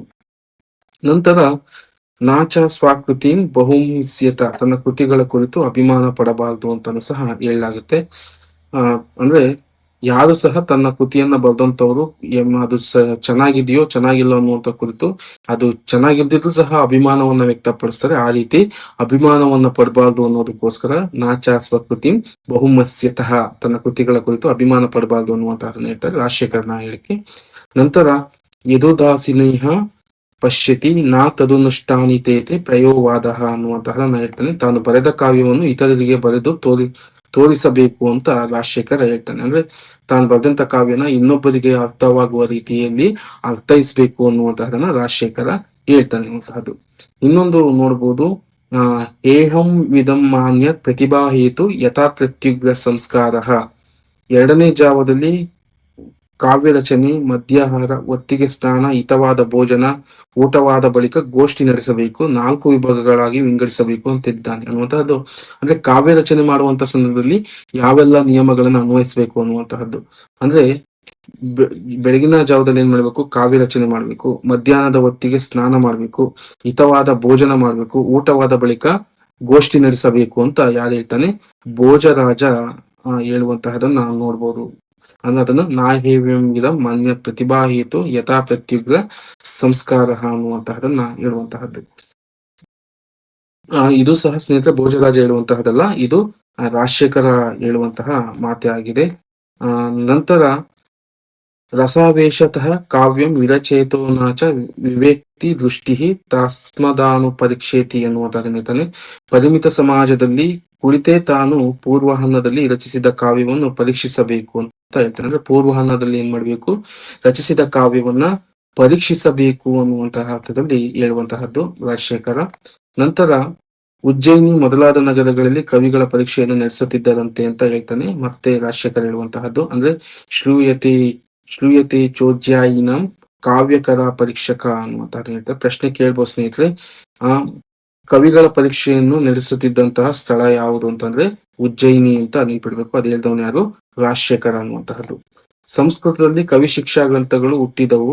ರಾಜಶೇಖರ ಗ್ರಂಥ ಪ್ರಮುಖವಾದಂತಹದ್ದು. ಕವಿ ಶಿಕ್ಷಾ ಅನ್ನುವಂಥದ್ದು ಕವಿಗಳಿಗೋಸ್ಕರನೇ ರಚಿಸಿದಂತಹ ಕೃತಿ ಯಾರಪ್ಪ ಅಂದ್ರೆ ರಾಜಶೇಖರಂದು. ಅದು ಬಹುಮುಖ್ಯವಾದಂತಹದ್ದು ಅನ್ನುವಂತಹದ್ದು. ಇನ್ನೊಂದು ಇಂಪಾರ್ಟೆಂಟ್ ಸ್ನೇಹಿತರೆ, ಇದು ದಂಡಿದು. ಇದನ್ನು ಸಾಕಷ್ಟು ಬಾರಿ ಪ್ರಶ್ನೆಯನ್ನ ಕೇಳಿದರೆ, ನೈಸರ್ಗಿಕಿ ಚ ಪ್ರತಿಭಾ ಶ್ರುತ ಚ ಬಹು ನಿರ್ಮಲಂ ಅಮಂದಶ್ಚಾಭಿಯೋಗ್ಯಸ್ಯ ಕರ್ಣಂ ಕಾವ್ಯ ಸಂಪದ ಅಂತ ಹೇಳ್ತಾನೆ ಕಾವ್ಯದಶರಲ್ಲಿ. ಅಂದ್ರೆ ನೈಸರ್ಗಿಕವಾದ ಪ್ರತಿಭೆ ಕಾವ್ಯ ಸಂಪತ್ತಿಗೆ ಅವಶ್ಯಕವಾಗಿದೆ. ಅಂದ್ರೆ ನಮಗೆ ಸುತ್ತಮುತ್ತದ ಪರಿಸರದಿಂದ ದೊರಕುವಂತಹ, ಸಮಾಜದಿಂದ ದೊರಕುವಂತಹ ಈ ಪ್ರತಿಭೆ ಏನಿದೆಯೋ ಅದು ಕಾವ್ಯ ಸಂಪತ್ತಿಗೆ ಅವಶ್ಯಕವಾದದ್ದು ಅನ್ನುವಂತಹದನ್ನ ದಂಡಿ ಹೇಳುವಂತಹದ್ದು ಕಾವ್ಯ ರಸದಲ್ಲಿ ಬಹಳ ಮುಖ್ಯವಾದಂತಹದ್ದು. ನಂತರ ಭಾಮಹ ಹೇಳ್ತಾನೆ, ನಾ ಕವಿತ್ವಂ ಮದಮಾರ್ಯಂ ವ್ಯಾಧಯೋ ದಂಡನಾಯ ವಾ ಕವಿತ್ವಂ ಪುನಃ ಸಾಕ್ಷ್ಯನ್ವೃತಿ ಮಾಹೋ ಮಾನಿಷಿನಃ ಅಂತ ಹೇಳ್ತಾನೆ ಭಾಮಹ. ಅಂದ್ರೆ ಕವಿಯಾಗದಿದ್ದಲ್ಲಿ ಅಧರ್ಮ ತಟ್ಟುವುದಿಲ್ಲ, ರೋಗ ಬರುವುದಿಲ್ಲ, ದಂಡನೆ ಒದಗುವುದಿಲ್ಲ ಅಂತ ಹೇಳ್ತಾನೆ. ಅಂದ್ರೆ ಕವಿ ಆಗದಿದ್ದಲ್ಲಿ, ಅಂದ್ರೆ ಕವಿ ಆಗ್ಬೇಕು ಅಂತ ಹೇಳುವಂತಹದಲ್ಲಿ, ಅಂದ್ರೆ ಅಧರ್ಮ ತಟ್ಟುವುದಿಲ್ಲ, ರೋಗ ಬರುವುದಿಲ್ಲ, ದಂಡನೆ ಒದಗುವುದಿಲ್ಲ ಅನ್ನುವಂತಹದನ್ನ ಹೇಳ್ತಾನೆ. ಅಂದ್ರೆ ಕವಿ ಆಗ್ಬೇಕು ಅನ್ನುವಂತಹ ನಿಟ್ಟಿನಲ್ಲಿ ಭಾಮಹ ಇಲ್ಲಿ ಚರ್ಚೆ ಮಾಡುವಂತಹ ನಾವು ನೋಡ್ಬೋದು. ನಂತರ ರಾಜಶೇಖರನು ಮತ್ತೊಂದು ಹೇಳ್ತಾನೆ ಇಲ್ಲಿ, ವರಮಾ ಕವಿಗೆ ಪುನರ್ನಕೋವಿ ಸ್ಯಾತ್ ಕುಕವಿತಾ ಈ ತೋಪ್ಸ್ ಸಂ ಮರಣಂ ಅನ್ನುವಂತಹದನ್ನ ಹೇಳ್ತಾನೆ. ಅಂದ್ರೆ ವರಮಾ ಕವಿ ಪುನರ್ನಕೋವಿ ಸ್ಯಾತ್ ಕುಲ ಕವಿತಾ ಹಿಂಸ್ಯೋಚ ಸ ಮರಣಂ ಅಂತ ಹೇಳಿರುವಂತಹದ್ದು. ಇದು ಒಂದು ಸ್ಟೇಟ್ಮೆಂಟ್ ಸ್ನೇಹಿತರೆ, ನೆನ್ಪಿಟ್ಕೊಳ್ಳಿ. ಅಂದ್ರೆ ಕವಿಗಳ ಕಾರ್ಯದ ಕುರಿತು ಹೇಳಿರುವಂತಹದ್ದು. ನಂತರ ರನ್ನನು ಉಭವ ಗೌರವ, ಅಂದ್ರೆ ರನ್ನನ ಪ್ರಸ್ತಾಪ ಬಂದಿರುವಂತಹ ನೋಡ್ಬೋದು. ರನ್ನನು ಲಾಭ ಗೌರವಗಳಿಗೆ ಆಸೆ ಬಿದ್ದು ವಾಣಿಯನ್ನು ತಿರುಚಿ ಪದ್ಯ ಹೊಸೆಯಿಂದ ಬೆಳ್ಳಿ ಕರ್ಗವನ್ನು ಕುರಿತು ಹೇಳಿರುವಂತಹ ನೋಡ್ಬೋದು. ಅಂದ್ರೆ ಲಾಭ ಮತ್ತು ಗೌರವಗಳಿಗೆ ಆಸೆ ಬಿದ್ದು, ಅಂದ್ರೆ ವಾಣಿಯನ್ನು, ಅಂದ್ರೆ ಭಾಷೆಯನ್ನು ತಿರುಚಿ ಪದ್ಯವನ್ನು ಹೊಸೆಯುವಂತಹ ವ್ಯಕ್ತಿಗಳ ಕುರಿತು ಇಲ್ಲಿ ರನ್ನ ಮಾತನಾಡ್ತಿರುವಂತಹದ್ದು. ನೋಡಿರಿ, ಅದು ಬಹಳ ಪ್ರಮುಖವಾಗಿ ಬರೆದಿರುವಂತಹದ್ದು ಕವಿ ರನ್ನನ ಸ್ಟೇಟ್ಮೆಂಟು. ಹೇಳ್ತಾನೆ, ಸರಸ್ವತಿಯನ ಓಲೆಯಂ ಗೋಣ್ಮುರಿಗೊಂದಕ್ಕೆ ಕುರಿದು ನೋಯಿಸುವವನ ಕೂರಿಗನೆ ಪಾತಕಕ್ಕೆ ನಾತನೆ ಸರಸ್ವತಿ ದ್ರೋಹನವನ್ನ ಮುಟ್ಟುವರು ಅನ್ನುವಂತಹದ್ದು. ಅಂದ್ರೆ ಈ ರೀತಿಯ ಕಾವ್ಯವನ್ನ ರಚಿಸಬಾರ್ದು ಅಂತ, ಅಂದ್ರೆ ಲಾಭಕ್ಕೋಸ್ಕರ, ಆಸೆಗೋಸ್ಕರ, ಗೌರವಕ್ಕೋಸ್ಕರ ಕಾವ್ಯವನ್ನ ರಚನೆ ಮಾಡಬಾರ್ದು ಆಸೆ ಬಿದ್ದು ಅನ್ನುವಂತಹದ್ದು ಸ್ಟೇಟ್ಮೆಂಟ್ ಸ್ನೇಹಿತರೆ. ಇದು ಕೇಳೋ ಸಾಧ್ಯತೆ ಇರುತ್ತೆ. ಕಾವ್ಯ ಮೀಮಾಂಸೆ ದೃಷ್ಟಿಕೋನದಲ್ಲಿ ಇಟ್ಕೊಬೇಕು. ಈ 2 ಸಾಲು ಕೇಳ್ಬೋದು. ಸರಸ್ವತಿಯನ ವಲಯಂ ಗೋಣ್ ಮುರಿದುಗೊಂದಕ್ಕೆ ಕುರಿದು ನೋಯಿಸುವವನ ಅಂತ ಇಷ್ಟು 2 ಸಾಲನ್ನ ಕೇಳೋ ಸಾಧ್ಯತೆ ಇರುತ್ತೆ ಸ್ನೇಹಿತರೆ. ಇವನ್ನ ನೆನ್ಪಿಡ್ಕೊಳ್ಳಿ ಅನ್ನುವಂತಹದ್ದು. ಇದು ಫಸ್ಟ್ ಸಾಲುಗಳೇ ಹೆಚ್ಚಾಗಿ ಕೇಳುವಂತಹ ಸಾಧ್ಯತೆ ಇರುತ್ತೆ ಅನ್ನುವಂತಹದ್ದು. ನಂತರ ವಾಕ್ಪೃಥಿ ರಾಜನು ಸ್ಟೇಟ್ಮೆಂಟ್ ಅನ್ನು ಹೊಂದಿರುವಂತಹದ್ದು ನೋಡ್ಬೋದು. ಅಸಂಸಾರಮಂರಾರಿ ಕವಿಶಃ, ಅಂದ್ರೆ ಕವಿ ಬಿಹಿ ಅನ್ನುವಂತಹ ಪ್ರತಿದಿನ ಗೃಹಿತ ಸಾರೋ ಪೈ ಅನ್ನುವಂತಹದ್ದು. ಇದನ್ನು ರಾಜಶೇಖರ ತನ್ನ ಕೃತಿಯಲ್ಲಿ ವಿಸ್ತರಿಸಿದ್ದಾನೆ ಅಂತ ಹೇಳಲಾಗುತ್ತೆ. ನಂತರ ಇದು ಸಹ ಇಂಪಾರ್ಟೆಂಟ್ ಸ್ನೇಹಿತರೆ, ಧ್ವನ್ಯಾಲೋಕದಲ್ಲಿ ಬರುವಂತಹದ್ದು. ರಸಭಾವಾದಿ ಸಂಬದ್ಧ ಯದುಚ್ಯುತೀನುಚಿತ ಸಾರಿಣಿ ಅನ್ನುವಂತಹದ್ದು. ಇದು ಸಂಪೂರ್ಣವಾಗಿ ಪದ್ಯ ಇರುವಂತಹದ್ದು, ಧ್ವನ್ಯಾಲೋಕದಲ್ಲಿ ಬರುತ್ತೆ. ಇದನ್ನು ಸಹ ನೆನ್ಪಿಟ್ಕೊಳ್ಳುವಂತಹ ರಸಭಾವಾದಿ ಸಂಬದ್ಧ ಯದ್ಯುಚ್ಯುತ್ಯುನ್ಯಾಸಾರಿಣಿ ಅನ್ನುವಂಥದ್ದು. ಅನ್ವೀಯತೆ ವಸ್ತುಗತಿರ್ದೇಶ ಕಾಲ ಭೇದಿನಿ ವಾಚಸ್ಪತಿ ಸಹ ಪ್ರಾಣಂ ಸಹಸ್ವೈರಪಿ ಯತ್ರುತಃ ನಿಬದ್ಧಪಿ ಕ್ಷಯಂ ನೈತಿ ಪ್ರಕೃತಿರ್ಜಾಗಾತಮೀಹವ ಅನ್ನುವಂತಹದನ್ನ ಹೇಳುವಂತಹದ್ದು. ಇಲ್ಲಿ ಅದರ ಅರ್ಥವನ್ನು ನೋಡಿದ್ರೆ, ದೇಶ ಭೇದ ಕಾಲಭೇದಾದಿಗಳನ್ನು ವಸ್ತು ಸ್ವಭಾವವನ್ನು ರಸಭಾವಾದಿಗಳಿಗೆ ಹೊಂದಿಸಿ ಔಚಿತ್ಯ ಗುಣವಾಗಿ ಅನ್ವಯಿಸಿಕೊಂಡಲ್ಲಿ ಸಹಸ್ರ ಮಂದಿ ಬೃಹಸ್ಪತಿಗಳೇ ಪ್ರಯತ್ನ ಪಟ್ಟು ಇದನ್ನು ಕಾವ್ಯವಸ್ತುವಾಗಿ ಅಳವಡಿಸಿಕೊಂಡರೂ ಜಗತ್ತಿನ ಪ್ರಕೃತಿ ಎಂದೇ ಇದು ಕೂಡ ಕರೆಯಲ್ಪಡುತ್ತದೆ ಅಂತ ಆನಂದವರ್ಧನ ಇಡೀ ಸ್ಟೇಟ್ಮೆಂಟ್ ಅಲ್ಲಿ ಹೇಳ್ತಾನೆ. ಇದರಲ್ಲಿ ನೀವು ರಸಭಾವಾದಿ ಸಂಬದ್ಧ ಯದುಚ್ಯುತಿ ಸಾರಿಣಿ ಎನ್ನುವಂತಹದನ್ನ ನೆನ್ಪಿಟ್ಕೊಳ್ಳಿ ಅಂತ ಸ್ನೇಹಿತರು. ನಂತರ ಇದರ ಇನ್ನೊಂದು ಅರ್ಥವನ್ನು ನೋಡಿದ್ರೆ, ಭಿನ್ನ ದೇಶಗಳಲ್ಲಿ ಗೋಚರವಾಗುವ ಹೋಲಿಕೆಗಳನ್ನು ಆನಂದವರ್ಧನ ಇಲ್ಲಿ ಪ್ರಸ್ತಾಪ ಮಾಡಿರುವಂತಹದ್ದು. ಅವು ಯಾವಪ್ಪ ಅಂದ್ರೆ, ಪ್ರತಿಬಿಂಬ ಕಲ್ಪ, ಅಲೈಕ್ಯ ಪ್ರಖ್ಯ, ಸಮಾನ ದೇಹಿ ಕಲ್ಪ ಎಂದು ಮೂರು ಬಗೆಯಾಗಿ ವಿಂಗಡಿಸ್ತಾನೆ. ಇವಕ್ಕೆ ಪರಪುರ ಪ್ರವೇಶ ಸದೃಶ ಅನ್ನುವಂತಹ ಹೇಳಿಕೆಯನ್ನ ಕೊಡ್ತಾನೆ. ಈ 4ನೆಯ ಬಗೆಯನ್ನು ರಾಜಶೇಖರನು ಸಹ ಹೇಳ್ತಾನೆ ಅಂತ ಹೇಳಲಾಗುತ್ತೆ. ಇವು 3 ಸಹ ನೆನ್ಪಿಟ್ಕೊಳ್ಳಿ. ಪ್ರತಿಬಿಂಬ ಕಲ್ಪ, ಅಲಕ್ಯ ಪ್ರಭಾ, ಸಮಾನ ದೇಹಿ ಕಲ್ಪ ಅಂತ ಇಲ್ಲಿದೆಯಲ್ಲ, ಇವುಗಳು ದೇಶ ಭೇದ ಕಾಲಭೇದಗಳ ವಸ್ತುಭಾವ ರಸಭಾವಾದಿಗಳು ಅಂತವಲ್ಲ, ಅವಕ್ಕೆ ಇವುಗಳ ಅರ್ಥಗಳನ್ನ ಕಲ್ಪಿಸಿರುವಂತಹದ್ದು ಅಂತ. ನಂತರ ಪರಪುರ ಪ್ರವೇಶ ಸದೃಶವೆಂಬ 4ನೆಯ ಬಗೆಯನ್ನು ಹೇಳ್ತಾನೆ ಅಂತಲೂ ಸಹ ಹೇಳಲಾಗುತ್ತೆ. ರಾಜಶೇಖರ ಹೇಳ್ತಾನೆ ಅನ್ನುವಂತಹದ್ದು.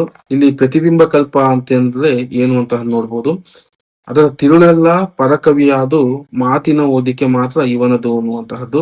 ಅಂದ್ರೆ ಒಂದು ಕಾವ್ಯವನ್ನ ತೆಗೆದುಕೊಂಡ್ರೆ ತಿರುಳೆಲ್ಲ ಬೇರೆ ಕವಿಯದ್ದಾಗಿರುತ್ತೆ, ಅದಕ್ಕೆ ಮಾತನ್ನು ಕೊಟ್ಟಂತವನು ಒಬ್ಬ ಬೇರೆ ಕವಿ, ಅವನೇ ಆಗಿರ್ತಾನೆ ಅನ್ನುವಂತ. ಅಂದ್ರೆ ತಿರುಳನ್ನ ಬೇರೆ ಕವಿಯಿಂದ ತೆಗೆದುಕೊಂಡಿರ್ತಾನೆ ಅಂತ. ನಂತರ ಅಂದ್ರೆ ಅದು ಪ್ರತಿಬಿಂಬ ಕಲ್ಪ ಅಂತ ಕರೆಯಲಾಗುತ್ತೆ. ಇನ್ನೊಂದು ಅಲೈಕ್ಯ ಪ್ರಖ್ಯಾ ಅಂತ ಕೇಳಲಾಗುತ್ತೆ. ಅಂದ್ರೆ ಮೂಲ ಕಾವ್ಯದ ನೆನಪು ತಟ್ಟನೆ ಬಂದು ಎದುರಿಗಿರುವ ಕಡೆಗೆ ಗಮನ ಹೋಗುವುದಿಲ್ಲ ಅಂತ. ಯಾವುದೇ ಕಾವ್ಯವನ್ನು ರಚನೆ ಮಾಡೋಕೆ ಒಬ್ಬ ಕುತ್ಕೊಳ್ತಾನೆ, ಅವನಿಗೆ ಏನಾಗುತ್ತೆ ಅಂದ್ರೆ ಹಿಂದಿನದ್ದೇನೋ ತಟ್ಟನೆ ನೆನಪಾಗುತ್ತೆ. ಅವಾಗ ಎಂತಾನೆ ಅದರ ಕಡೆಗೆ ಹೆಚ್ಚು ಗಮನವನ್ನು ಕೊಡ್ತಾನೆ, ತನ್ನ ಎದುರಿಗಿರುವಂತಹ ಕಾವ್ಯದ ಕಡೆಗೆ ಹೆಚ್ಚು ಗಮನ ಕೊಡೋದಿಲ್ಲ ಅನ್ನೋದಕ್ಕೆ ಏನಂತಾರೆ ಅಲೈಕ್ಯ ಪ್ರಖ್ಯಾ ಅಂತ ಕರೀತಾನೆ. ನಂತರ ಸಮಾನ ದೇಹಿ ಕಲ್ಪಹ ಅಂತ ಕರೀತಾನೆ. ಅಂದ್ರೆ ಇನ್ನೊಬ್ಬನಿಗೂ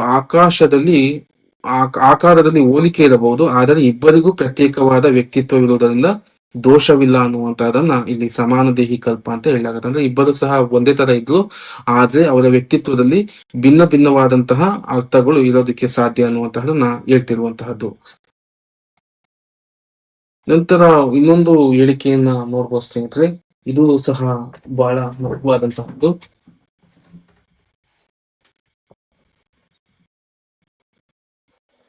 ದೃಷ್ಟಾತ್ ಪೂರ್ವ ಅಪಿದ್ರುಹ್ಯತ ಕಾವ್ಯಂ ರಸ ಪರಿಗ್ರಹ ಸರ್ವೇನಾವ ಇವ ಭೂಂತಿ ಮಧುಮಾಸ ಇವ ದ್ರುಮಃ ಅನ್ನುವಂತಹದ್ದು. ಅಂದ್ರೆ ಹಿಂದೆಯೇ ಕಂಡಿದ್ದ ಅರ್ಥಗಳಾದರೂ ಕಾವ್ಯದಲ್ಲೂ ಅವು ರಸವನ್ನು ಬಳಕೊಂಡು ಬಂದರೆ ವಸಂತದಲ್ಲಿ ವೃಕ್ಷಗಳಂತೆ ಎಲ್ಲವೂ ಸಹ ಅಭಿನವವಾಗಿ ಒಳೆಯುತ್ತವೆ ಎನ್ನುವಂತಹದನ್ನ ಇದು ಹೇಳಲಾಗುತ್ತೆ ಎನ್ನುವಂತಹದ್ದು. ನಂತರ ಒಬ್ಬರು ಅನುಸರಿಸುವುದ ಕುರಿತು ಕಾವ್ಯಮೀಮಾಂಸೆಯಲ್ಲಿ ರಾಜಶೇಖರ ಎನ್ನುವಂತಹದ್ದು. ನಸ್ತೆಂಚಾರ ಕವಿಜನಃ ನಸ್ತೆಂಚಾರೋ ವಾಣಿಗ್ಬನೆ ನಾನಂದತಿ ವಿನಜ್ವಾಚ್ಯಂ ಯೋ ಜಾನತಿ ನಿಗೂಹಿತಂ ಅಂತ ರಾಜಶೇಖರ ಹೇಳ್ತಾನೆ. ಅಂದ್ರೆ ಒಬ್ಬ ಕವಿ ಇನ್ನೊಬ್ಬ ಕವಿಯನ್ನ ಅನುಸರಿಸಿ ಕಾವ್ಯ ರಚನೆ ಮಾಡುವಂತಹ ಸಂದರ್ಭದ ಕುರಿತು ಹೇಳ್ತಿರುವಂತಹದ್ದು.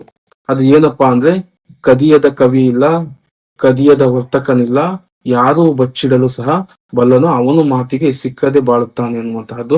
ಅಂದ್ರೆ ಕವಿಗಳು ಏನ್ ಮಾಡ್ತಾರೆ ಅಂದ್ರೆ ತಾವು ರಚನೆ ಮಾಡುವಂತಹ ಕಾವ್ಯಗಳಲ್ಲಿ ಇನ್ನೊಬ್ಬ ಕವಿಯ ಯಾವುದೋ ಸಾಲುಗಳನ್ನು ತೆಗೆದುಕೊಳ್ಳುವಂತಹದ್ದು, ವಿಚಾರಗಳನ್ನು ತೆಗೆದುಕೊಳ್ಳುವಂತಹದ್ದು, ಆಲೋಚನೆಗಳನ್ನು ತೆಗೆದುಕೊಳ್ಳುವಂತಹ ಸಂದರ್ಭಗಳಿರ್ತಾವ ಸ್ನೇಹಿತರೆ.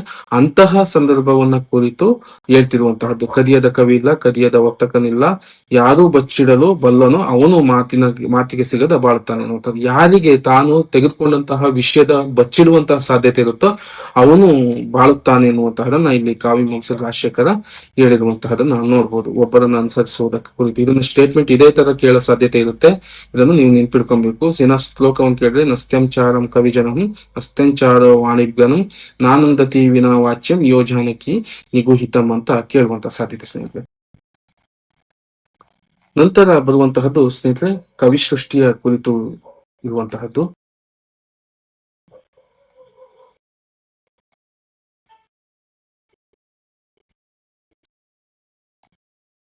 ನಂತರ ಬರುವಂತಹದ್ದು ಸ್ನೇಹಿತರೆ ಕವಿ ಸೃಷ್ಟಿ ಅಂತ ಬರುವಂತಹದ್ದು. ಕಾವ್ಯ ಪ್ರಕಾಶದಲ್ಲಿ ಒಂದು ಹೇಳಿಕೆ ಇದೆ.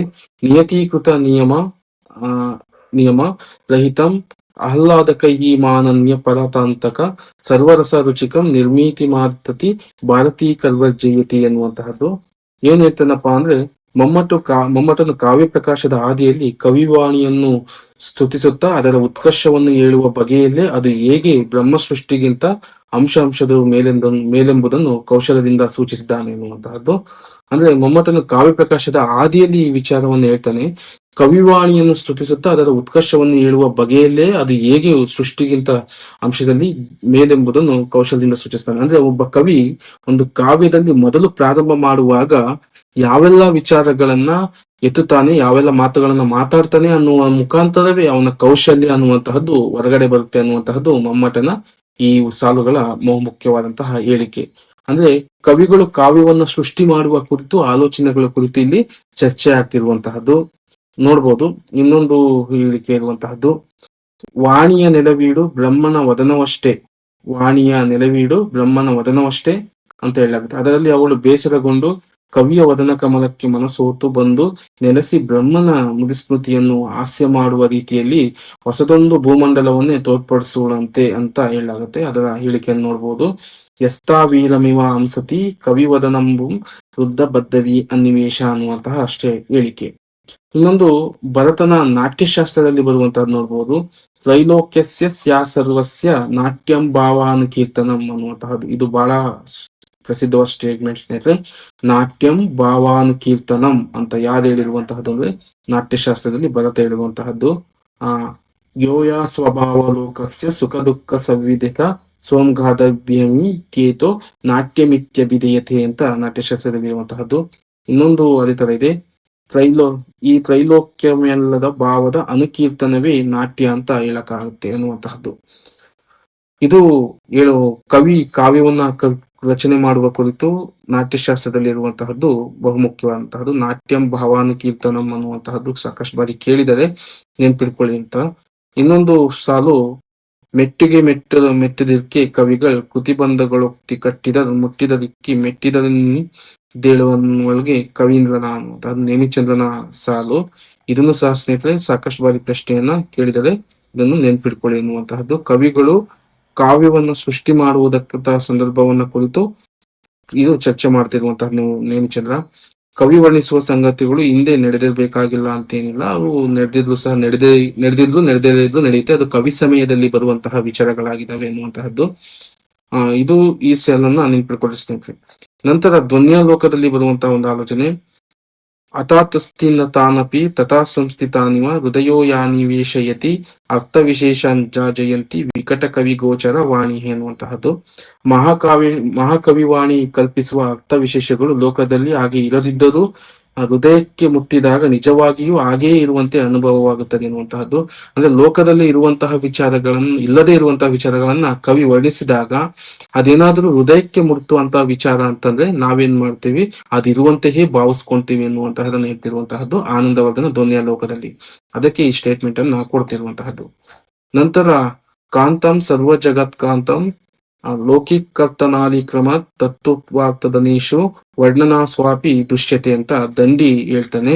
ಆತನ ಹೇಳಿಕೆಯ ಪ್ರಕಾರ ಲೋಕದ ಪರಿಸ್ಥಿತಿಯನ್ನು ಮೀರದಂತೆ ಹೇಳುವುದು ಕಾಂತಗುಣ, ಇದು ಸರ್ವರಿಗೂ ಮನೋಹರ. ಇದನ್ನು ವೃತ್ತಾಂತಗಳ ಕಥನದಲ್ಲೂ ವರ್ಣನೆಗಳಲ್ಲೂ ಕಾಣಬಹುದು ಅನ್ನುವಂತಹದನ್ನ ಹೇಳ್ತಾನೆ. ಅಂದ್ರೆ ಲೋಕದ ಪರಿಸ್ಥಿತಿಯನ್ನು ಮೀರಿದಂತೆ ಹೇಳುವಂತಹದಿದೆಯಲ್ಲ ಅದು ಕಾಂತಗುಣ ಅನ್ನುವಂತಹದನ್ನ ಹೇಳ್ತಾನೆ. ಇದು ಸರ್ವರಿಗೂ ಮನೋಹರ, ಇದನ್ನು ವೃತ್ತಾಂತಗಳ ಕಥನದಲ್ಲೂ ವರ್ಣನೆಗಳಲ್ಲೂ ಕಾಣಬಹುದು ಅಂತ ಹೇಳುವಂತಹದ್ದು. ಅಂದ್ರೆ ಕಾಂತಗುಣದ ಮುಖಾಂತರ ಕಾವ್ಯವನ್ನ ಹೇಳುವಂತಹ ಗುಣವನ್ನ ಕುರಿತು ಇಲ್ಲಿ ದಂಡಿ ಚರ್ಚೆ ಮಾಡ್ತಿರುವಂತಹ ನೋಡ್ಬೋದು. ನಂತರ ಮಹಿಮಾ ಭಟ್ಟನು ಸ್ವಭಾವೋಕ್ತಿಗೆ ಪ್ರಾಣ ಪ್ರತಿಷ್ಠಾಪನೆ ಮಾಡುವುದಕ್ಕಾಗಿ ತನ್ನ ಪ್ರತಿಭಾ ತತ್ವವನ್ನು ನಿರೂಪಿಸಿದನು ಅಂತ ಹೇಳಲಾಗುತ್ತೆ. ಕವಿದೃಷ್ಟಿ ವಸ್ತುವಿನ ವಿಶೇಷಾಂಶಗಳನ್ನು ಕಾಣುತ್ತದೆ, ಹಾಗೆ ಪ್ರತ್ಯಕ್ಷವಾದ ವಸ್ತು ಸ್ವಭಾವದ ಯಥಾವತ್ತಾದ ನಿರೂಪಣೆಯವೇ ಸ್ವಭಾವೋಕ್ತಿ ಅಂತ ಹೇಳಲಾಗುತ್ತೆ. ಸ್ವಭಾವೋಕ್ತಿ ಬಗ್ಗೆ ಕೇಳ್ತಾ ಸ್ನೇಹಿತರ ಪ್ರಶ್ನೆಗಳನ್ನ ಇದನ್ನು ಸಹ ನೆನ್ಪಿಟ್ಕೊಳ್ಳಿ.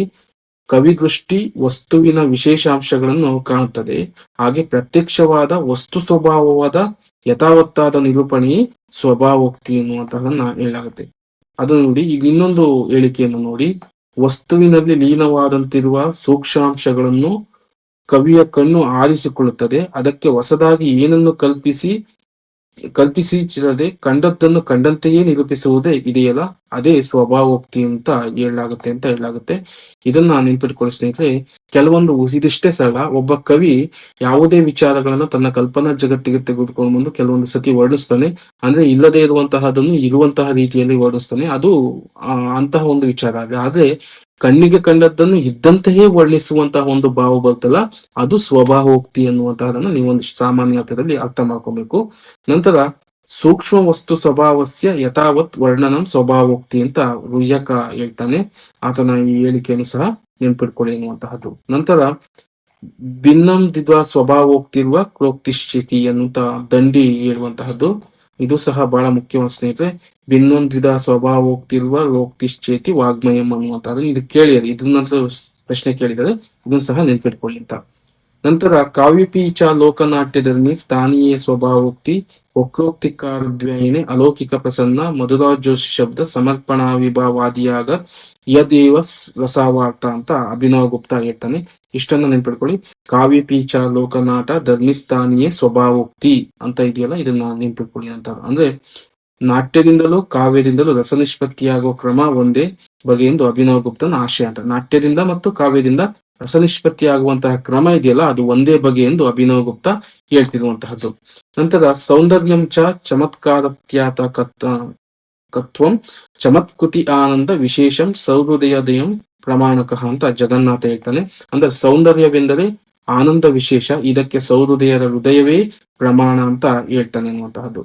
ನಂತರ ಸರಿಯಾದ ಕಣ್ಣಿನಿಂದ ನೋಡತಕ್ಕವನಿಗೆ ಲೋಕದಲ್ಲಿ ಸೌಂದರ್ಯವು ಕಾಣದ ಎಡೆಯಿಲ್ಲ. ಸೃಷ್ಟಿಯೇ ಒಂದು ಅದ್ಭುತ ನಾಟಕ. ಮನುಷ್ಯರು ಇದರಲ್ಲಿ ಕ್ಷಣ ಕ್ಷಣಕ್ಕೂ ರಸಸ್ರಾವ ಮಾಡಬಹುದು ಎಂದು ಭಟ್ಟನಾಯಕನು ಹೇಳ್ತಾನೆ ಅನ್ನುವಂತಹದ್ದು. ಅಂದ್ರೆ ಆ ಅಭಿನವ ಭಾರತಿಯಲ್ಲಿ ಸ್ಟೇಟ್ಮೆಂಟ್ ಬರುತ್ತೆ. ನಮಸ್ತೆ ಲೋಕ್ಯ ನಿರ್ಮಾಣ ಕವೆಯೇ ಶಂಭವೇ ಇತಃ ಪ್ರತಿಕ್ಷಣಂ ಜಗನ್ನಾಟ್ಯ ಪ್ರಯೋಗ ರಸಿಕೋ ಜನಂ ಅನ್ನುವಂತಹದನ್ನು ಹೇಳುವಂತಹದ್ದು ಸ್ಟೇಟ್ಮೆಂಟ್. ಅಂದ್ರೆ ಸರಿಯಾದ ಕಣ್ಣಿಂದ ನೋಡತಕ್ಕವನಿಗೆ ಲೋಕದಲ್ಲಿ ಸೌಂದರ್ಯವು ಕಾಣದೇ ಇರಲಿಲ್ಲ. ಅಂದ್ರೆ ಅವನಿಗೆ ಸರಿಯಾಗಿ ಕಾಣುತ್ತೆ. ಸೃಷ್ಟಿಯ ಒಂದು ಅದ್ಭುತ ನಾಟಕ. ಮನುಷ್ಯ ಇದರಲ್ಲಿ ಕ್ಷಣ ಕ್ಷಣಕ್ಕೂ ರಸಸ್ರಾವ ಮಾಡಬಹುದು ಅಂತ ಭಟ್ಟನಾಯಕ ಹೇಳ್ತಾನೆ. ಈ ಸ್ಟೇಟ್ಮೆಂಟ್ ಇಡಿಯಾಗಿ ಕೇಳ್ಬೋದು ಸ್ನೇಹಿತರೆ, ಅಥವಾ ಈ ಸೂತ್ರವನ್ನು ಕೇಳಬಹುದು. ಯಾವ ರೀತಿಯೂ ಸಹ ಪ್ರಶ್ನೆಯನ್ನು ಕೇಳೋದಕ್ಕೆ ಸಾಧ್ಯತೆ ಇರುತ್ತೆ. ಇದನ್ನ ನೀವು ತಿಳ್ಕೊಳ್ಳಿ ಅಂತ. ನಂತರ ಬರುವಂತಹದ್ದು ಇಲ್ಲೊಂದಿದೆ. ರಮ್ಯಂ ಜಗುಪ್ಸಿತಾಮಾದುರಾಮಾದಪಿ ನೀಚಂ ಉಗ್ರಂ ಪ್ರಸಾದಿ ಗಹನಂ ವಿಕೃತಂ ಚ ವಸ್ತು ಯುದ್ಧಾಪಿ ವಸ್ತು ಕವಿಭಾವಕ್ಯ ಭಾವ್ಯಮಾನಂ ತಾನಸ್ತಿ ಎನ್ನ ರಸಭಾವಿಮ್ಯಪಿ ಲೋಂಕೆ ಅನ್ನುವಂತ ಕೇಳುವಂತಹದ್ದು. ಇಲ್ಲೇನಿದೆ ಅಂದ್ರೆ ರಮ್ಯ, ಅಸಹ್ಯ, ಉದಾರ, ನೀಚ, ಉಗ್ರ, ಪ್ರಸನ್ನ, ಕ್ಲಿಷ್ಟ, ವಿಕೃತ ವಸ್ತು ಹೀಗೆ ಯಾವುದಾದರೂ ಆಗಿರಲಿ, ಕಡೆಗೆ ವಸ್ತುವಿಲ್ಲದೇ ಆಗಿರಲಿ, ಕವಿ ಭಾವಕರ ಭಾವನೆಗೆ ವಿಷಯವಾದ ಮೇಲೆ ರಸಮಯವಾಗುವುದು ಲೋಕದಲ್ಲಿ ಇನ್ನೊಂದಿಲ್ಲ ಅಂತ ಹೇಳಲಾಗುತ್ತೆ. ಅಂದ್ರೆ ಸಾಮಾನ್ಯವಾಗಿ ಅರ್ಥೈಸುವುದಕ್ಕೋಸ್ಕರ ಒಂದು ಭಾಗವನ್ನು ತೆಗೆದುಕೊಂಡು ಇಲ್ಲಿ ಹೇಳಲಾಗಿರುವಂತಹದ್ದು. ಇನ್ನೊಂದು ನೋಡುವಂತಹದ್ದು, ನಾವು ಕಣ್ಣೆದುರಿಗೆ ನೋಡಿದಾಗ ಮನೋಹರ ಆಗಿ ಗೋಚರಿಸಿದ್ದು ಕವಿಯಾಣಿಯ ಮೂಲಕ ಕಾಣಿಸಿದಾಗ ಮಿರುಗುತ್ತದೆ ಅನ್ನುವಂತ ಹೇಳಲಾಗುತ್ತೆ. ಅಂದ್ರೆ ಯಾವುದೇ ಒಂದು ವಿಚಾರ ನಮಗೆ ಕಾಣುವಂತಹ ಬೇರೆ, ಕವಿಗೆ ಕಾಣುವಂತಹ ಬೇರೆ. ನಮಗೆ ಕಂಡದ್ದನ್ನ ಕವಿಗೆ ಕಂಡಾಗ ಕವಿ ವರ್ಣಿಸುವಂತಹ ರೀತಿ ಬೇರೆ ಆಗಿರುತ್ತೆ ಅನ್ನುವಂತಹದನ್ನ ವ್ಯಕ್ತಿ ವಿವೇಕದಲ್ಲಿ ಮಹಿಮಾ ಭಟ್ಟ ಹೇಳ್ತಾನೆ. ಕವಿಶಕ್ತ್ಯರ್ಪಿತ ಭಾವ ತನ್ಮಯೀ ಭಾವ ಯೋಗತಃ ತಥಾಸ್ಮಾರತ್ಯತ್ತವಿ ಕಾವ್ಯತ್ ನಾ ತತ್ಯಕ್ಷತಃ ಕೀಲ ಅಂತ ಹೇಳುವಂತಹದ್ದು. ನಂತರ ಕಾವ್ಯವನ್ನು ಏಕೆ ಕೇಳಬಾರದು ಎಂಬುದಕ್ಕೆ ಕೊಡತಕ್ಕ 3 ಕಾರಣಗಳನ್ನು ರಾಜಶೇಖರ ಇಲ್ಲಿ ಗ್ರಹಿಸಿದ್ದನ್ನುವಂತಹದನ್ನು ನಾವು ನೋಡಬಹುದು. ಇವು ಸಹ ಮುಖ್ಯ ಸ್ನೇಹಿತರೆ. ಕಾವ್ಯವನ್ನು ಯಾಕೆ ಹೇಳ್ಬಾರ್ದು ಮತ್ತು ಕೇಳಬಾರ್ದು ಎಂಬುದಕ್ಕೆ ಕೊಡತಕ್ಕ 3 ಕಾರಣಗಳನ್ನ ಹೇಳ್ತಾನೆ. ಅಸತ್ಯಾರ್ಥ ಬಿಧಿತ್ವನೋಪದೇಶ ಕಾವ್ಯಂ ಅನ್ನುವಂಥದ್ದು. ಕಾವ್ಯ ಸುಳ್ಳನ್ನು ಹೇಳುತ್ತದೆ. ಅಂದ್ರೆ ಅಪದುಪದೇಶ ಕತ್ವತ್ತಯಿ ನೋಪದೇಶಂ ಕಾವ್ಯಂ ಅಂತ ಕೆಟ್ಟದನ್ನು ಬೋಧಿಸುತ್ತದೆ. ನಂತರ ಅಸಭ್ಯತ ಬಿಧೇಯತ್ಯಾನು ಉಪದೇಶವ್ಯಂ ಕಾವ್ಯಂ ಅನ್ನುವಂತಹದ್ದು. ಅಂದ್ರೆ ಅಶ್ಲೀಲವನ್ನು ವರ್ಣಿಸುತ್ತದೆ ಅನ್ನುವಂತಹದ್ದು. ಇದು ರಾಜಶೇಖರನ ದೃಷ್ಟಿಕೋನದಲ್ಲಿ ಬರುವಂತಹದ್ದು. ಕಾವ್ಯವನ್ನು ಏಕೆ ಕೇಳಬಾರದು ಎಂಬುದಕ್ಕೆ ಕೊಡತಕ್ಕ 3 ಕಾರಣಗಳನ್ನು ರಾಜಶೇಖರನು ಗ್ರಹಿಸಿದ್ದಾನೆ ಅಂತ ಹೇಳಲಾಗುತ್ತೆ. ಅಸತ್ಯಾರ್ಥ ವಿಧೇಯಾಯಿತ್ವ ನೋಪದೇಶವ್ಯ ಕಾವ್ಯಂ, ಅಸದುಪದೇಶ ಕತ್ವತ್ತಾಯಿ ನೋಪದೇಶ ಕಾವ್ಯಂ, ಅಸಭ್ಯಾರ್ಥಿ ವಿಧೇಯತ್ಯಾನೋ ಪದೋಶ್ಯವ್ಯಾಹಂ ಕಾವ್ಯಂ ಅನ್ನುವಂತಹದ್ದು ಹೇಳುವಂತಹದ್ದು. ನಂತರ ಪ್ರಜ್ಞೆ, ಪ್ರತಿಭೆ ಇವೆರಡನ್ನು ಮನುಷ್ಯನ 2 ಕಣ್ಣುಗಳಿದ್ದಂತೆ ಅವನಿಗೆ 2 ಬೇಕು. ಈ ಮಹತ್ವ ಆನಂದವರ್ಧನಿಗೆ ತಿಳಿದಿತ್ತು ಅಂತ ಹೇಳಲಾಗುತ್ತೆ. ಅಂದ್ರೆ ಪ್ರಜ್ಞೆ ಮತ್ತು ಪ್ರತಿಭೆ ಕುರಿತು ಚರ್ಚೆ ಮಾಡಿದಂತವನು ಯಾರಾಗಿದ್ದ? ಆನಂದವರ್ಧನ ಅನ್ನುವಂತಹದ್ದು ನೋಡ್ಬೋದು. ಯಾ ವ್ಯಾಪಾರವತಿ ರಸಾನ್ ರಸಾಯಿತು ಕಾವ್ಯತ್ಯವಿನಂ ನವ ದೃಷ್ಟಿಯಾರ್ಯ ಪರಿನಿಷ್ಠಿತಾರ್ಥ ವಿಷಯೋನ್ಮೇಷಿ ಚಾ ವೈಶಿಷ್ಟ್ಯತೆ ಅಂತ ಹೇಳ್ತಾನೆ. ಕಾವ್ಯ ಶಾಸ್ತ್ರಕ್ಕೆ ಸಮಾನವಾದ ಸ್ಥಾನವನ್ನು ಆನಂದವರ್ಧನ ನೀಡಿದ್ದಾನೆ ಅಂತ ಹೇಳಲಾಗುತ್ತೆ. ಕಾವ್ಯಕ್ಕೂ ಮತ್ತು ಶಾಸ್ತ್ರಕ್ಕೂ ಸಮಾನವಾದ ಸ್ಥಾನವನ್ನ ಆನಂದವರ್ಧನ ನೀಡಿರುವಂತಹದ್ದು.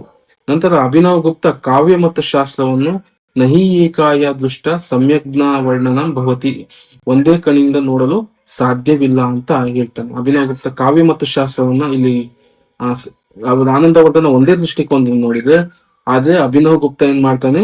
ಒಂದೇ ದೃಷ್ಟಿಕೋನದಿಂದ ಕಾವ್ಯ ಮತ್ತು ಶಾಸ್ತ್ರವನ್ನ ನೋಡೋದಿಲ್ಲ, ಒಂದೇ ಕಣ್ಣಿನಿಂದ ನೋಡಲು ಸಾಧ್ಯವಿಲ್ಲ ಅಂತ ಹೇಳಲಾಗುತ್ತೆ.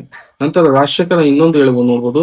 ಜಾರಿಯರ ನಡವಳಿಕೆ, ದೂತರ ವಂಚನೆಗಳು ಲೋಕದಲ್ಲಿ ಉಂಟು, ಅವನ್ನು ತಿಳಿದುಕೊಳ್ಳಿ, ಆದರೆ ಹಾಗೆ ನಡೆಯದಿರಿ ಅಂತ ರಾಜಶೇಖರ ಹೇಳ್ತಾನೆ. ಸ್ನೇಹಿತರೆ, ಒಂದು ಒಳ್ಳೆಯ ಒಂದು ನೀತಿ ಮಾರ್ಗವಾಗಿ ಹೇಳುವಂತಹದ್ದು ಇದು ಸಹ ಹೇಳುವಂತಹ ಸಾಧ್ಯತೆ ಪ್ರಶ್ನೆ ಇರುತ್ತೆ. ಈ ತರ ಹೇಳಿದವರು ಯಾರು ಅಂತ. ಹಾಗಾಗಿ ರಾಜಶೇಖರನ ದೃಷ್ಟಿಕೋನದಲ್ಲಿ ನೀವು ಇದನ್ನ ಅರ್ಥ ಮಾಡ್ಕೊಬೇಕು ಅನ್ನುವಂತಹದ್ದು. ನಂತರ ಬರುವಂತಹದ್ದು ಅಶ್ಲೀಲತ್ವಂ ವಿಡುಜುಗುಪ್ಸ ಮಂಗಲಂ ವ್ಯಂಜನಕತ್ವಂ ತ್ರಿವಿಧ, ನಾಚಿಕೆಗೊಳಿಸುವುದು, ಜಿಗುಪ್ಸೆ ಪಡಿಸುವುದು, ಅಮಂಗಳ ಸೂಚಿಸುವುದು, ಹೀಗೆ ಅಶ್ಲೀಲತೆ 3 ಬಗೆಯದು ಅಂತ ಸಾಹಿತ್ಯ ದರ್ಪಣದಲ್ಲಿ ಹೇಳುವಂತಹದನ್ನ ನೋಡ್ಬೋದುವಂತಹದ್ದು. ನಂತರ ಅನುಚಿತ ಮಪ್ತಿ ಯೋಗಿ ಜನಮಂಡನ ನೀಕೃತಿ ಮೀಪಿದು ಕೇಳು ಅನ್ನುವಂತಹದ್ದು ರಾಜಶೇಖರ ವಿಳಾಸದಲ್ಲಿ ಬರುವಂತಹದ್ದು. ಷಡಕ್ಷರ ದೇವನ ಕೃತಿಯಲ್ಲಿ ಅನುಚಿತ ಮಲ್ತೆ ಯೋಗಿ ಜನಮಂಡನಂ ನೀಕೃತಿ ಹೇಳ್ಬೋದಿಲ್ಲ ಕೇಳು ಅನ್ನುವಂತಹದ್ದು. ಮನಸ್ಸಿಜ ಕೇಳಿ ಮುಖ್ಯ ಜನರಂಜನಾ ವರ್ಣನೆ ಗೈಯುವುದೆಂದು ಸಜ್ಜುನಪ್ಪದೇಶದಕ್ಕೆ ಶಿವಯೋಗಿ ಹರೀಶ್ವರ ಮಲ್ಲಾಣಾರ್ಯನಿಂ ಪಿನ್ನ ಪೋಗ ಕಟ್ಟವಂ ನೆಗಳ್ದಿರವನಾಂತಿರ್ಕೆ ಪೇಳ್ವಿ ನಿಂತಿದಂ ಅನ್ನುವಂತಹದನ್ನ ಹೇಳುವಂತದ್ದು. ಇಷ್ಟನ್ನು ಮಾತ್ರ ನೆನ್ಪಿಟ್ಕೊಳ್ಳಿ ಸ್ನೇಹಿತರೆ, ರಾಜಶೇಖರ ವಿಕಾಸದಲ್ಲಿ ಇದು ಬರುತ್ತೆ ಅನ್ನುವಂಥದ್ದು. ಇದ್ರಲ್ಲಿ ಏನ್ ಅರ್ಥ ಅಂತಂದ್ರೆ, ಇಂದಿನವರು ಒಂದು ರೀತಿ ಮಾಡಿದ ಮಾತ್ರಕ್ಕೆ ನಾವು ಮಾಡಿಬಿಡಬಹುದೆಂದು ಸರಿಯಾದ ಉತ್ತರ ಅಲ್ಲ. ಅಂದ್ರೆ ಹಿಂದೆ ಮಾಡಿದರೆ ಅಂದ ತಕ್ಷಣ ನಾವು ಮಾಡುವಂತಹದ್ದು ಅದು ಸರಿಯಾದ ಉತ್ತರವಲ್ಲ ಅನ್ನುವಂತಹದನ್ನ ರಾಜಶೇಖರ ಇಲ್ಲಿ ಹೇಳ್ತಿರುವಂತಹದ್ದು. ಅಂದ್ರೆ ಸಂಭೋಗ ಶೃಂಗಾರಕ್ಕಿಂತ ವಿಪ್ರಲಂಬವೇ ಮಧುರ ಪರವೆಂದು ರಸಿಕರೆಲ್ಲರೂ ಬಲ್ಲರು ಅಂತ ಹೇಳಲಾಗುತ್ತೆ. ಇಷ್ಟು ಸ್ನೇಹಿತರೆ ಕವಿಯ ಸೃಷ್ಟಿ ಯಾವೆಲ್ಲಾ ರೀತಿಯಲ್ಲಿ ಕೆಲಸವನ್ನ ಮಾಡುತ್ತೆ, ಕಾವ್ಯವನ್ನು ರಚನೆ ಮಾಡೋದ್ರಲ್ಲಿ ಅದರಲ್ಲಿ ಒಳ್ಳೆಯದು ಮತ್ತು ಕೆಟ್ಟದ್ದು ಹೇಗೆ ಕವಿಗಳು ಒಬ್ಬೊಬ್ಬರ ಅನುಸಾರವಾಗಿ ತಮ್ಮ ತೀರ್ಮಾನಗಳನ್ನ ಕೊಡುತ್ತಾ ತಮ್ಮ ಆಲೋಚನೆಗಳನ್ನ ವ್ಯಕ್ತಪಡಿಸ್ತಾ ಬಂದಿರುವಂತಹದ್ದು ನಮಗೆ ಇಲ್ಲಿ ಬಹುಮುಖ್ಯವಾಗಿ ಕಂಡು ಬರುತ್ತೆ ಅನ್ನುವಂತಹದ್ದು. ನಂತರ ಬರುವಂತಹದ್ದು ಸಹೃದಯ. ಇದು ಸಹ ಬಹಳ ಮುಖ್ಯ ಸ್ನೇಹಿತರೆ. ಈಗ ಕಾವ್ಯ ರಚನೆ ಆಗುತ್ತೆ, ಕಾವ್ಯದ ಕುರಿತು ಅದರ ಒಳಹುಗಳು ಎಲ್ಲವನ್ನೂ ಹೇಳ್ತಾರೆ. ಆದರೆ ಕಾವ್ಯ ಇನ್ನೊಬ್ಬನಿಗೆ ಹೇಗ್ ತಲುಪುತ್ತೆ ಅನ್ನುವಂತಹದ್ದು ಬಹಳ ಮುಖ್ಯ ಅಂತ. ಈ ಕಾವ್ಯ ಹೇಗ್ ತಲುಪುತ್ತೆ ಅನ್ನುವಂತಹ ಹಿನ್ನೆಲೆಯಲ್ಲಿ ಸಹ ಸಾಕಷ್ಟು ಜನ ಕವಿಗಳು ಚರ್ಚೆ ಮಾಡಿದ್ದಾರೆ. ಈ ಮೊದಲಿಗೆ ಜನ್ನ ಅನಂತನಾಥ ಪುರಾಣದಲ್ಲಿ ಹೇಳ್ತಾನೆ, ಕಟ್ಟಿಯುಮೇನೆ ಮಾಲೆಗಾರನ ಪಸಭಾಸಿಂಗಮಂ ಮುಡಿಯ ಭೋಗಿಗಳಿಲ್ಲದೆ ಬಾಡಿ ಹೋಗುದೆ ಎನ್ನುವಂತಹದನ್ನ ಜನ್ನ ಅನಂತನಾಥ ಪುರಾಣದಲ್ಲಿ ಹೇಳ್ತಾನೆ. ಅಂದ್ರೆ ಒಂದು ಸುಂದರವಾದಂತಹ ಮಾಲೆಯನ್ನ ನಾವು ರಚನೆ ಮಾಡಿದ್ವಿ ಅಂದ್ರೆ ಹೂವಿನದ್ದು, ಮಲ್ಲಿಗೆ ಹಾರದ್ದು, ಯಾವುದೋ ಒಂದು ಹೆಣ್ಣು ಮಕ್ಕಳು ಮುಡ್ಕೊಳ್ಳುವಂತಹ ಹೂವಿನ ಹಾರವನ್ನು ರಚನೆ ಮಾಡ್ತೀವಿ, ಸುಂದರವಾಗಿ ರಚನೆ ಮಾಡ್ತೀವಿ. ಅಂದ್ರೆ ಅದು ಏನಾದ್ರೂ ಮುಡಿದುಕೊಳ್ಳುವಂತಹ ಹೆಣ್ಣು ಮಕ್ಕಳೇ ಏನಾದ್ರೂ ಇಲ್ಲ ಅಂದ ತಕ್ಷಣ ಏನಾಗುತ್ತೆ, ಅಂತಹ ಮಾಲೆ ಕಟ್ಟಿಯೂ ಸಹ ಅದು ವ್ಯರ್ಥ ಅನ್ನುವಂತಹ ಹಿನ್ನೆಲೆಯಲ್ಲಿ ಜನ ಹೇಳುವಂತಹದ್ದು ಈ ಸ್ಟೇಟ್ಮೆಂಟ್. ಅಂದ್ರೆ ನಾವೇನು ಸುಂದರವಾದಂತಹ ಕಾವ್ಯ ರಚನೆ ಮಾಡಿದ್ವು ಅದು ಓದುವಂತವ್ರು ಇಲ್ಲ ಅಂದ್ರೆ ಅಂತ ಕಾವ್ಯ ರಚನೆ ಮಾಡಿದ್ರು ಸಹ ವ್ಯರ್ಥ ಅನ್ನುವಂತಹದ್ದು. ಇಲ್ಲಿ ಸಹೃದಯ ಅನ್ನುವಂತಹದ್ದು ಇನ್ನೊಂದೇನಪ್ಪಾ ಅಂದ್ರೆ ಓದುಗ ಅನ್ನುವಂತಹದ್ದು, ಕಾವ್ಯವನ್ನ ಕೇಳುವಂತಹನು, ಓದುವಂತಹನು ಅನ್ನುವಂತಹ ಅರ್ಥ ಬರುತ್ತೆ. ಅದಕ್ಕೆ ಒಂದು ರೂಪಕಾತ್ಮಕವಾಗಿ ಜನ್ನ ಇಲ್ಲಿ ಕಟ್ಟಿರುವಂತಹದ್ದು. ಕಟ್ಟಿಯುಮೇನೆ ಬಾಲೆಗಾರನ ಹೊಸ ಬಾಸಿಂಗಮು ಮುಡಿಯ ಭೋಗಿಗಳಿಲ್ಲದೆ ಬಾಡಿ ಹೋಗುದೆ ಎನ್ನುವಂತಹದ್ದು. ಅಂದ್ರೆ ಅದು ಮುಡಿಯೋದಕ್ಕಿಲ್ಲ, ಓದೋದೇ ಇಲ್ಲ ಅಂದ್ರೆ ಅಂತಹ ಪುಸ್ತಕಗಳು ಬಾಡಿ ಹೋಗ್ತವೆ ಅನ್ನುವಂತಹದನ್ನ ಇಲ್ಲಿ ಹೇಳ್ತಿದ್ದಾನೆ ಅಂತ. ನೋಡೋಣ ಸಹೃದಯದ ಕುರಿತು ಯಾವೆಲ್ಲ ಕವಿಗಳು ಯಾವ್ಯಾವ ರೀತಿ ಹೇಳಿದಾನೆ ಅಂತ. ನಂತರ ಕವಿ ಸಹೃದಯರಿಬ್ಬರು ಒಂದೇ ಸಾರಸತ್ವ ತತ್ವದ ಅಂಗಗಳೆಂದು ಇಬ್ಬರೂ ಒಂದುಗೂಡಿಯೇ ಕಾವ್ಯವಾಗುವುದೆಂದು ಅರ್ಥ ಬರುವಂತೆ ಅಭಿನವ ಗುಪ್ತನು ಸಾರಸ್ವತ್ಯ ಕವಿ ಸಹೃದಯಂ ಮುಖ್ಯ ವಿಜಯತೆ ಅಂತ ಹೇಳ್ತಾನೆ. ಅಂದ್ರೆ ಸರಸ್ವತ್ಯ ತತ್ವ ಕವಿ ಸಹೃದಯಕ್ಕೆ ವಿಜಯತೆ ಅಂತ ಹೇಳ್ತಾನೆ. ಇದು ಸಹ ಕೇಳಿದ ಸ್ನೇಹಿತರೆ, ಮತ್ತೆ ಇಲ್ಲಿರುವಂತಹದ್ದು ಕೇಳಿರುವಂತಹ ಪ್ರಶ್ನೆನೇ, ಇದನ್ನು ಸಹ ನೆನ್ಪಿಟ್ಕೊಳ್ಳಿ ಅಂತ. ಕವಿ ಸಹೃದಯರಿಬ್ಬರು ಎರಡು ಸಾರಸತ್ವ ಅಂತ ಇಲ್ಲಿ ಅಭಿನವ ಗುಪ್ತ ಹೇಳುವಂತಹದ್ದು. ಅಂದ್ರೆ ಸಹೃದಯ ಎಂಬುದು ಅರ್ಥವತ್ತಾದ ಹೆಸರು, ಕವಿ ಹೃದಯಕ್ಕೆ ಸಮಾನವಾದ ಹೃದಯವುಳ್ಳನೇ ಸಹೃದಯ ಅಂತ ಹೇಳ್ತಾರೆ. ಅಂದ್ರೆ ಕವಿ ರಚನೆ ಮಾಡುವಂತಹ ಶಕ್ತಿ, ಸಹೃದಯತೆ ಏನಿದೆಯೋ ಅಷ್ಟೇ ಓದುಗ ಮತ್ತು ಅಷ್ಟೇ ಕೇಳುವಂತಹ ಸಹೃದಯನಿಗೂ ಸಹ ಒಂದು ಹೃದಯ ಇರಬೇಕು ಅನ್ನುವಂತಹದನ್ನ ಇಲ್ಲಿ ಹೇಳ್ತಿರುವಂತಹದ್ದು. ನಂತರ ಅಭಿನವ ಗುಪ್ತನ ಇನ್ನೊಂದು ಹೇಳಿಕೆಯನ್ನು ನೋಡಬಹುದು. ಏಷಾಂ ಕಾವ್ಯಾನುಶೀಲನಾವಶತ್ ವಿಶದೀಭೂತೆ ಮನೋಮುಕುರೆ ವರ್ಣನೀಯ ತನ್ಭೂಯಿ ಭವನ ಯೋಗ್ಯತೆಯತೆ ಹೃದಯ ಸಂವಾದ ಬಾಜಃ ಹೃದಯ ಅಂತ ಹೇಳ್ತಾನೆ ಅಭಿನವ ಗುಪ್ತ. ಇದು ಈ ಸ್ಟೇಟ್ಮೆಂಟ್ ಅಲ್ಲಿ ಸ್ನೇಹಿತರೆ ಈ ಸ್ಟೇಟ್ಮೆಂಟ್ ಒಂದನ್ನೇ ಕೇಳಿದರೆ ಹೃದಯ ಸಂವಾದದ ಕುರಿತು ಹೇಳಿದಂತಹ ಮೀಮಾಂಸಕಾರ ಯಾರು ಅನ್ನುವಂಥದ್ದನ್ನು ಸಹ ಹೇಳಿದರೆ, ನಿಮ್ ಮುಂದೆ ಏನಾದ್ರೂ ಸಹ ಸಂಪೂರ್ಣವಾಗಿ ಸಹ ಕೇಳಕ್ ಸಾಧ್ಯತೆ ಇರುತ್ತೆ. ನೆಟ್ ಸೆಟ್ ಕೇಸ್ ಸೆಟ್ಟುಗಳಲ್ಲೆಲ್ಲ ಸಹ ಇದು ಪ್ರಶ್ನೆ ಆಗಿದೆ. ಹೈಸ್ಕೂಲ್ ಟೀಚರ್ಗಳಲ್ಲೂ ಸಹ ಇದು ಮುಂದೆ ಆಗುವಂತ ಸಾಧ್ಯತೆ, ಅಥವಾ PU ಉಪನ್ಯಾಸಕರು, ಡಿಗ್ರಿ ಕಾಲೇಜ್ ಉಪನ್ಯಾಸಕರು ಇಲ್ಲೆಲ್ಲ ಸಹ ಕೇಳುವ ಸಾಧ್ಯತೆ ಇರುತ್ತೆ. ಅಂದ್ರೆ ಇದನ್ನು ನೋಡೋಣ. ಕಾವ್ಯಗಳನ್ನ ಪರಿಶೀಲಿಸಿ ಮನಸ್ಸೆಂಬ ಕನ್ನಡಿ ನಿರ್ಮಲವಾಗಿರುವುದರಿಂದ ವರ್ಣಿತ ವಿಷಯದಲ್ಲಿ ತನ್ಮಯವಾಗುವ ಯೋಗ್ಯತೆ ಆಗಿಸಿಯೇ ಆದರೆ ಅದೇ ಸಹೃದಯ ಅಂತ ಹೇಳಾಗುತ್ತೆ. ಅಂದ್ರೆ ಕಾವ್ಯವನ್ನ ಪರಿಶೀಲಿಸಿ ಸದಿಯ ಮನಸ್ಸೆಂಬ ಕನ್ನಡಿ ನಿರ್ಮಲವಾಗಿರುವುದರಿಂದ ವರ್ಣಿತ ವಿಷಯದಲ್ಲಿ ತನ್ಮಯವಾಗುವ ಯೋಗ್ಯತೆ ಯಾರಿಗಿದೆಯೋ ಅವರೇ ಸಹೃದಯ ಅಂತ ಇಲ್ಲಿ ಸ್ಪಷ್ಟವಾಗಿ ಅಭಿನವ ಗುಪ್ತ ಹೇಳ್ತಿರುವಂತಹದ್ದು. ಇನ್ನೊಂದು ನೋಡ್ಬೋದು, ರಸಜ್ಞತಾ ಏವ ಸಹೃದಯತಮ್ಮ, ಕವಿಯೊಂದಿಗೆ ಹೃದಯದ ಹೊಂದಿಕೆಯುಳ್ಳವನು ಯಾರಿದನೋ ಅವನು ಅಂತ ಹೇಳಲಾಗುತ್ತೆ. ರಸಜ್ಞತಾ ಏವ ಸಹೃದಯತಮ್ಮ ಅನ್ನುವಂತಹದ್ದು. ನಂತರ ಭವಭೂತಿ ಮಾಲತಿ ಮಾಧವ ಕೃತಿಯಲ್ಲಿ ಒಂದು ಹೇಳಿಕೆಯನ್ನ ಹೇಳ್ತಾನೆ. ಏ ನಾಮ ಕೋಚಿದೀಹನ ಪ್ರತಯಂತ್ಯಾವಾಗ್ನಂ ಜ್ಞಾನಂತಿತೆ ಕಿಮಂತಿ ತಾಂಕೃತಿ ನೈಶೀಯತೆ ಅನ್ನುವಂಥದ್ದು. ಒಬ್ಬೊಬ್ಬರ ಅಭಿರುಚಿ ಒಂದೊಂದು ಬಗೆಯಾಗಿರ್ತದೆ. ಅಂದ್ರೆ ಒಬ್ಬೊಬ್ಬ ಸಹೃದಯರು, ನಾವೇ ಓದುವಂತವ್ರು ಒಂದು ಕೃತಿಯನ್ನು ಇಷ್ಟಪಡ್ತೀವಿ, ಒಂದು ಕೃತಿಯನ್ನು ಇಷ್ಟಪಡೋದಿಲ್ಲ, ಆ ಕೃತಿ ಹೀಗೆ ಅಂತ ಮಾತನಾಡ್ತೀವಿ. ಅಂದ್ರೆ ಇದು ಒಬ್ಬೊಬ್ಬರ ಒಂದೊಂದು ಅಭಿರುಚಿ. ಅಂದ್ರೆ ಸಹೃದಯದಲ್ಲಿರುವಂತಹ ಒಂದೊಂದು ಆಲೋಚನೆಗಳನ್ನ ಕುರಿತು ಇಲ್ಲಿ ಮಾಲತಿ ಮಾಧವದಲ್ಲಿ ಬಹುಭೂತಿ ಏನಾಮ ಕೋಚಿದಿಹನ ಪ್ರತಯಮತ್ಯವಗ್ನಂ ಅಂತ ಹೇಳುವಂತಹದ್ದು. ನಂತರ ರಾಜಶೇಖರ ಹೇಳುವಂತಹದ್ದು ನೋಡ್ಬೋದು. ವಾಗ್ಭವಕ್ಕೂ ಭವೇತ್ ಕಚಿತ್ ಕಚಿತ್ ಹೃದಯ ಭಾವಕಃ ಸಾತ್ವಿಕೈರಲಾಗಿ ಕೈ ಕಾಶ್ಚಿರಾನುಭಾವ ಭಾವಕಃ ಅನ್ನುವಂತಹದ್ದು ಹೃದಯ ಭಾವದ ಕುರಿತು ಹೇಳುವಂತಹ ವಿಚಾರ ಆಗಿದೆ ರಾಜಶೇಖರ ಹೇಳುವಂತಹದ್ದು. ನಂತರ ಭರತನ ನಾಟ್ಯ ಶಾಸ್ತ್ರದಲ್ಲಿ ಬರ್ಬೋದು ನೋಡೋದು. ಸ್ಮಿತಾರ್ಥ ಅಸತಿಹಾಸ ಸಾಧ್ವಹೋ ಕಷ್ಟಮೇವ ಚ ಪ್ರದುದ್ದಾನಾದ ಚ ತಾತಾಗ್ನೇಯ ಸಿದ್ಧಿಸ್ತು ವಾಗ್ಮಹಿ ಅಂತ ಹೇಳ್ತಾನೆ. ರಸಸ್ವಾದ ಮಾಡಲು ಯಾರು ತಕ್ಕವರೆಂಬುದನ್ನು ಹೇಳುವಾಗ ಇದು ಈ ಹೇಳಿಕೆಗಳನ್ನ ಸ್ಟೇಟ್ಮೆಂಟ್ ಗಳನ್ನ ನೆನ್ಪಿಟ್ಕೊಳ್ಳಿಸಿ ಬಹಳ ಮುಖ್ಯವಾದಂತಹದ್ದು. ನಂತರ ರಸಸ್ವಾದ ಮಾಡಲು ಯಾರು ತಕ್ಕವರೆಂಬುದನ್ನು ಹೇಳುವಾಗ ಅಭಿನವ್ ಗುಪ್ತನು ಅಂದ್ರೆ ಈ ಕಾವ್ಯವನ್ನು ರಚನೆ ಮಾಡಿದಂತಹ ಸಂದರ್ಭದಲ್ಲಿ ಅದರ ಸಾರಾಂಶವನ್ನ ತತ್ವವನ್ನ ತಿಳಿಯೋದಿಕ್ಕೆ ಯಾರು ಯೋಗ್ಯರು ಅನ್ನುವಂತಹದನ್ನ ಕುರಿತು ಇಲ್ಲಿ ಚರ್ಚೆ ನಡೆದಿರುವಂತಹದ್ದು. ಅದನ್ನ ಅಭಿನವ್ ಗುಪ್ತ ಹೇಳುವಂತಹದ್ದು ನೋಡ್ಬೋದು. ಅಧಿಕಾರಿ ಛಾತ್ರ ವಿಮಲ ಪ್ರತಿಭಾನಶಾಲಿ ಸೌಹೃದೇಹ ಅಂತ ಹೇಳ್ತಾನೆ. ಇನ್ನೊಂದು ಹೇಳಿಕೆಯನ್ನು ನೋಡ್ಬೋದು. ಪ್ರತಿಪತ್ಯ ಪ್ರತಿಭಾನ ಅನುಮೀಯಮಾನ ಅಪೀತು ದಾತ ಲೇಶೇಷನ ಭಾಸಮಾನ. ಕವಿಯ ಮೂಲಾನುಭವವನ್ನು ತಾನು ಪಡೆದ ಹೊರತು ಅವನ ಪ್ರತಿಭಾ ಉದ್ದೇಶವನ್ನು ತಾನು ದಕ್ಕಿಸಿಕೊಂಡು ಹೊರತು ಅವನಿಗೆ ರಸವು ಸಿದ್ಧಿಸುವುದಿಲ್ಲ ಅಂತ ಹೇಳಲಾಗತ್ತೆ. ಅಂದ್ರೆ ಕವಿ ಒಬ್ಬ ಸೌಹೃದಯ ಏನಾಗಿರ್ಬೇಕು ಅಂದ್ರೆ ಕವಿಯ ಸೌಹೃದಯವನ್ನ ಅಂದ್ರೆ ಮೂಲ ಭಾವವನ್ನ ಅರಿಯುವಂತಹನಾಗಿರ್ಬೇಕು. ಅಂದ್ರೆ ನಂತರ ಆತನ ಪ್ರತಿಭೆಯ ಉದ್ದೇಶವನ್ನ ಅರ್ಥಕೊಂಡಂತವನಾಗಿದ್ರೆ ಮಾತ್ರ ನಿಜವಾದ ಸೌಹೃದಯ ಅನ್ನುವಂತಹದ್ದು ಇನ್ನೊಂದು ರೀತಿಯಲ್ಲಿ ಅಭಿನವ್ ಗುಪ್ತ ಹೇಳುವಂತಹದ್ದು. ಇಲ್ಲೊಂದು ಬಗೆಯಾಗಿ ಹೇಳ್ತಾನೆ ಹೃದಯ ಸಂವಾದದ ಹಿನ್ನೆಲೆಯಲ್ಲಿ. ನಂತರ ಇನ್ನೊಂದು ಬಗೆಯಲ್ಲಿ ಅಭಿನವ್ ಗುಪ್ತ ಹೇಳುವಂತಹ ಬಗೆ ನಮಗೆ ಕಾಣುತ್ತೆ ಅನ್ನುವಂತಹದ್ದು.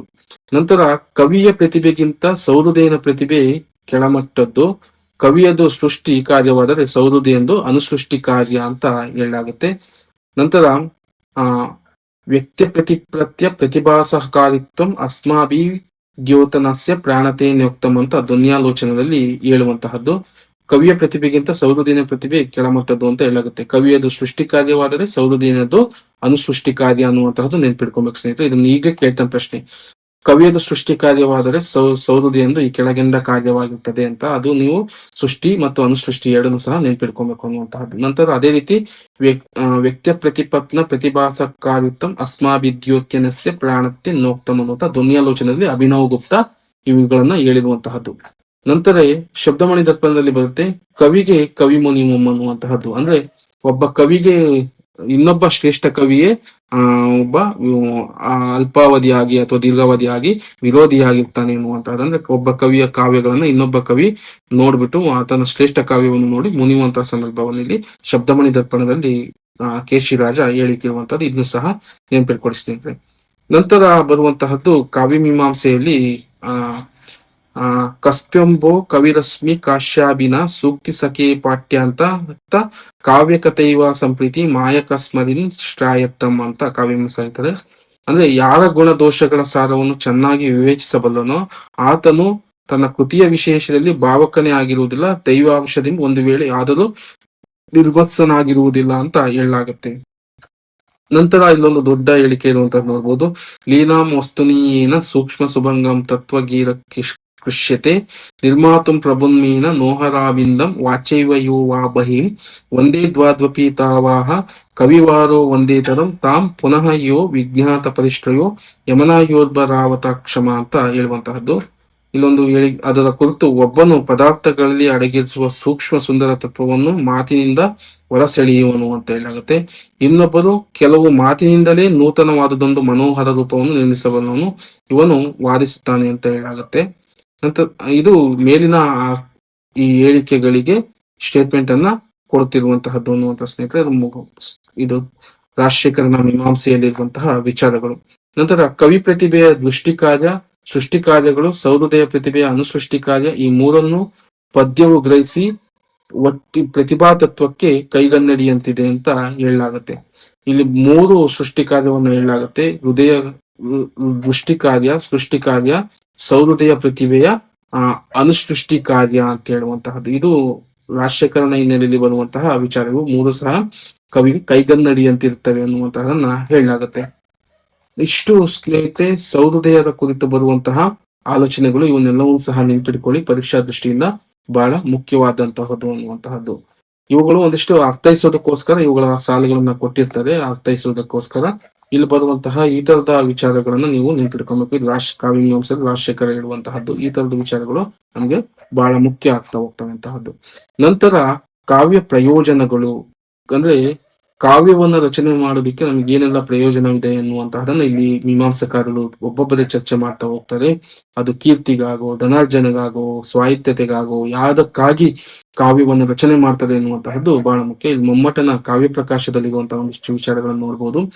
ಕಾವ್ಯಂ ಯಶಸ್ಸಾರ್ಥಕೃತೆ ವ್ಯವಹಾರವಿದೆ, ಶಿವೇ ರಕ್ಷಾ ರಕ್ಷತೆ ಸದ್ಯಂ ಪರನಿವೃತ್ತತೆ ಕಾಂತ ಸಂಹಿತತೆ ಉಪದೇಶಯುಜೇ ಅಂತ ಮಮ್ಮಟ ಹೇಳ್ತಾನೆ ಸ್ನೇಹಿತರೆ. ಇದು ಬಹಳ ಪ್ರಮುಖವಾದ ಸ್ಟೇಟ್ಮೆಂಟ್. ಇದನ್ನ ಪ್ರಶ್ನೆಯನ್ನ ಕೇಳಲಾಗಿದೆ. ಕಾವ್ಯದ ಪ್ರಯೋಜನ ಏನಪ್ಪಾ ಅಂತ ಏನಾದ್ರು ನಮಗೆ ಏನಾದ್ರು ಗೊತ್ತಾದ್ರೆ, ಒಬ್ಬ ಕವಿ ಏನಕ್ಕ ಕಾವ್ಯ ರಚನೆ ಮಾಡ್ತಾನೆ ಅಂತಿದ್ರೆ ಇಷ್ಟು ವಿಚಾರಗಳಿಗೆ ಅನ್ನುವಂತಹದನ್ನ ನಾವು ನೋಡ್ಬೇಕು. ಕಾವ್ಯ ಯಾವ್ದಕ್ಕಾಗಿಯಪ್ಪ ಅಂದ್ರೆ ಕೀರ್ತಿಗಾಗಿ, ಧನಾರ್ಜನೆಗಾಗಿ, ವ್ಯವಹಾರ ಜ್ಞಾನಕ್ಕಾಗಿ, ಅಮಂಗಳ ನಿವಾರಣೆಗಾಗಿ, ತತ್ಕಾಲದಲ್ಲಿ ಪರಮಾನಂದ ಹೊಂದುವುದಕ್ಕಾಗಿ, ಕಾಂತಿಯಂತೆ ಉಪದೇಶಿಸುವುದಕ್ಕಾಗಿ ಅಂತ ಇಲ್ಲಿ ಮಮ್ಮಟ ಹೇಳುವಂತಹ ಸ್ನೇಹಿತರೆ ಬಹಳ ಮುಖ್ಯ. ಇವುಗಳನ್ನ ನೆನ್ಪಿಟ್ಕೊಳ್ಳಿ. ಕಾವ್ಯದ ಪ್ರಯೋಜನ ಏನಕ್ಕಾಗಿ ಕಾವ್ಯ ಅಂತೀವಿ ಅಂತ. ನಂತರ ಬರುವಂತಹದ್ದು ಸಕಲ ಪ್ರಯೋಜನ ಮಾಲಿಭೂತಂ ಸಮಾನಾಂತರಮೇವ ರಸಸ್ವಾದನ ಸಮದ್ಭೂತಂ ವಿಗಲಿತ ವೇದ್ಯಾಂತರ ಆನಂದಂ ಅಂತ ಮಮ್ಮಟ ಹೇಳ್ತಾನೆ. ಎಲ್ಲಾ ಪ್ರಯೋಜನಗಳಿಗೂ ಶಿಖರಂತಿರುವುದೆಂದರೆ ರಸಸ್ವಾದದಿಂದ ಅದೇ ಸಮಯದಲ್ಲಿ ಒದಗಿ ಬೇರೊಂದರಾದಿವನ್ನೇ ಉಳಿಸುವುದೇ ಆನಂದ. ಅಂದ್ರೆ ಆನಂದವನ್ನ ಗಳಿಸುವುದಿದೆಯಲ್ಲ ಅದೇ ಮುಖ್ಯ ಅನ್ನುವಂತಹದ್ದು ಈ ಸೂತ್ರ ಮತ್ತು ಈ ವಿಚಾರಗಳ ಕೊನೆಯ ಅಂತಿಮ ತಿಳುವಳಿಕೆ. ಅಂದ್ರೆ ರಸಸ್ವಾದಗಳ ಮುಖಾಂತರ ಆನಂದವನ್ನು ಗಳಿಸುವುದೇ ಕಾವ್ಯದ ಪ್ರಯೋಜನ ಅಂತ ಇಲ್ಲಿ ಹೇಳ್ತಿರುವಂತಹದ್ದು. ಇನ್ನೊಂದು ನೋಡ್ಬೋದು, ಹೇಮಚಂದ್ರನು ಕಾವ್ಯಂ ಆನಂದಾಯ ಯಶಸ್ಸಾತೆ ಕಾಂತಲ್ಯುತ್ಯತೆಯಂ ಉಪದೇಶಯ ಅಂತ ಹೇಳ್ತಾನೆ. ಹೇಮಚಂದ್ರ ಹೇಳುವಂತಹದ್ದು 3 ಉಪಯೋಗಗಳನ್ನ ನಿರೂಪಿಸ್ತಾನೆ ಅಂತ ಹೇಳಲಾಗುತ್ತೆ. ಕಾವ್ಯಂ ಆನಂದಾಯ ಯಶಸ್ಸ ಕಾಂತತುಲ್ಯತೆಯಂ ಉಪದೇಶಯ ಅಂತ ಹೇಳುವಂತಹದ್ದು. ಮಮ್ಮಟನ ಅಭಿಪ್ರಾಯದಲ್ಲಿ ಧನಾರ್ಜನೆ ಕವಿಗೆ ವ್ಯವಹಾರ ಜ್ಞಾನ, ಸೌಧನಿಗೆ ಎಂಬುದು ಸ್ಪಷ್ಟವಾಗ್ತದೆ ಅಂತ ಹೇಳಲಾಗುತ್ತೆ. ಅಂದ್ರೆ ಈ ಕಾವ್ಯವನ್ನು ರಚನೆ ಮಾಡಿದಾಗ ಏನಾಗುತ್ತೆ ಅಂದ್ರೆ ಧನಾರ್ಜನೆ ಕವಿಗೆ ದೊರಕಿದ್ರೆ, ಒಂದು ಪುಸ್ತಕವನ್ನ ಬರೆದಾಗ ಕವಿಗೆ ಹಣಗಳಿಕೆ ಆದ್ರೆ ಅದರ ಮುಖಾಂತರ ವ್ಯವಹಾರ ಜ್ಞಾನ ಅನ್ನುವಂತಹದ್ದು ಸೌಧನಿಗೆ ಬರುತ್ತೆ ಅನ್ನುವಂತಹದನ್ನ ಹೇಳ್ತಾನೆ. ಇದನ್ನ ಕೇಳ್ಬೋದು ಇದೇ ತರ ಪ್ರಶ್ನೆ. ಒಬ್ಬ ಕವಿಯ ರಚನೆ ಮಾಡಿದಾಗ ಸೌಧನಿಗೆ ಯಾವ್ದು ದೊರೆಯುತ್ತದೆ ಅಂದ್ರೆ ವ್ಯವಹಾರ ಜ್ಞಾನ ದೊರೆಯುತ್ತೆ ಅಂತ ಕೇಳ್ಬೋದು. ನಂತರ ನೋಡ್ಬೋದು ಧ್ವನ್ಯಾಲೋಚನದಲ್ಲಿ ಯಾವತ್ ಪೂರ್ಣೋ ಸಚ್ಚೈತೇನ ತಾವನ್ನೇತವ ವಾಮತ್ಯುತ್ಯಮುಂ ಅನ್ನುವಂತಹದ್ದು ಭಟ್ಟಾನಾಯಕ ಹೇಳುವಂತಹದ್ದು.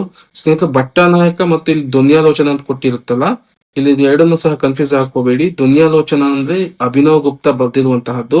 ಇಲ್ಲಿ ಯಾಕೆ ಭಟ್ಟಾನಾಯಕನ ಸ್ಟೇಟ್ಮೆಂಟ್ ಅನ್ನ ಉಲ್ಲೇಖ ಮಾಡಲಾಗಿದೆ ಅಂದ್ರೆ ಭಟ್ಟಾನಾಯಕನ ಕಾಲಘಟ್ಟದಲ್ಲಿರುವಂತಹ ಸೂತ್ರಗಳನ್ನ ಧ್ವನ್ಯಾಲೋಚನದಲ್ಲಿ ಅಭಿನವ್ ಗುಪ್ತ ನೇರವಾಗಿ ಭಟ್ಟಾನಾಯಕನ ಹೆಸರಲ್ಲೇ ಉಲ್ಲೇಖ ಮಾಡ್ತಾನೆ. ಹಾಗಾಗಿ ನೇರವಾಗಿ ನಾವು ಇದನ್ನ ಭಟ್ಟಾನಾಯಕ ಹೇಳಿದ್ದಾನೆ ಅಂತ ಹೇಳಿ ಪರಿಗಣಿಸಬೇಕಾಗತ್ತೆ ಅನ್ನುವಂತಹದ್ದು. ಅಂದ್ರೆ ಯಾವತ್ ಪೂರ್ಣೋ ನಚ್ಚೈತ್ಯೇನ ತಾವನ್ನಿಟ್ಟು ಮಮತ್ಯಂ ಮುಮ್ ಅನ್ನುವಂತಹದ್ದು ಹೇಳ್ತಾನೆ. ಅಂದ್ರೆ ಅಲಂಕಾರಿಕರು ಮುಖ್ಯವಾಗಿ ಪ್ರೀತಿ ಕೀರ್ತಿಗಳೆರಡನ್ನು ಕಾವ್ಯ ಫಲವಾಗಿ ಹೇಳುತ್ತಾರೆ ಅನ್ನುವಂತಹದನ್ನ ಹೇಳಲಾಗುತ್ತೆ. ಪ್ರೀತಿ ಮತ್ತು ಕೀರ್ತಿಗಳೆರಡನ್ನು ಕಾವ್ಯ ಫಲವಾಗಿ ಹೇಳಲಾಗುತ್ತೆ ಅನ್ನುವಂತಹದನ್ನ ಇಲ್ಲಿ ಹೇಳಲಾಗುತ್ತೆ.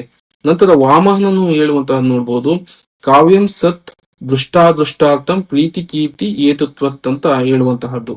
ಅಂದ್ರೆ ಈ ಹಿನ್ನೆಲೆಯಲ್ಲಿ ವಾಮನ ಅಂದ್ರೆ ಪ್ರೀತಿ ಮತ್ತು ಕೀರ್ತಿ ಸಹ ಬರುತ್ತೆ ಅನ್ನುವಂತಹದ್ದು. ಕಾವ್ಯ ರಚನೆ ಮಾಡೋದ್ರಿಂದ ಪ್ರೀತಿ ಮತ್ತು ಕೀರ್ತಿ ಎರಡನ್ನೂ ಸಹ ಗಳಿಸೋದಕ್ಕೆ ಸಾಧ್ಯ ಆಗುತ್ತೆ ಅಂತ ಹೇಳಲಾಗುತ್ತೆ. ಪ್ರೀತಿ ಎಂದರೆ ಆಹ್ಲಾದ ಅನ್ನುವಂತಹದನ್ನ ಹೇಳುವಂತಹದ್ದು.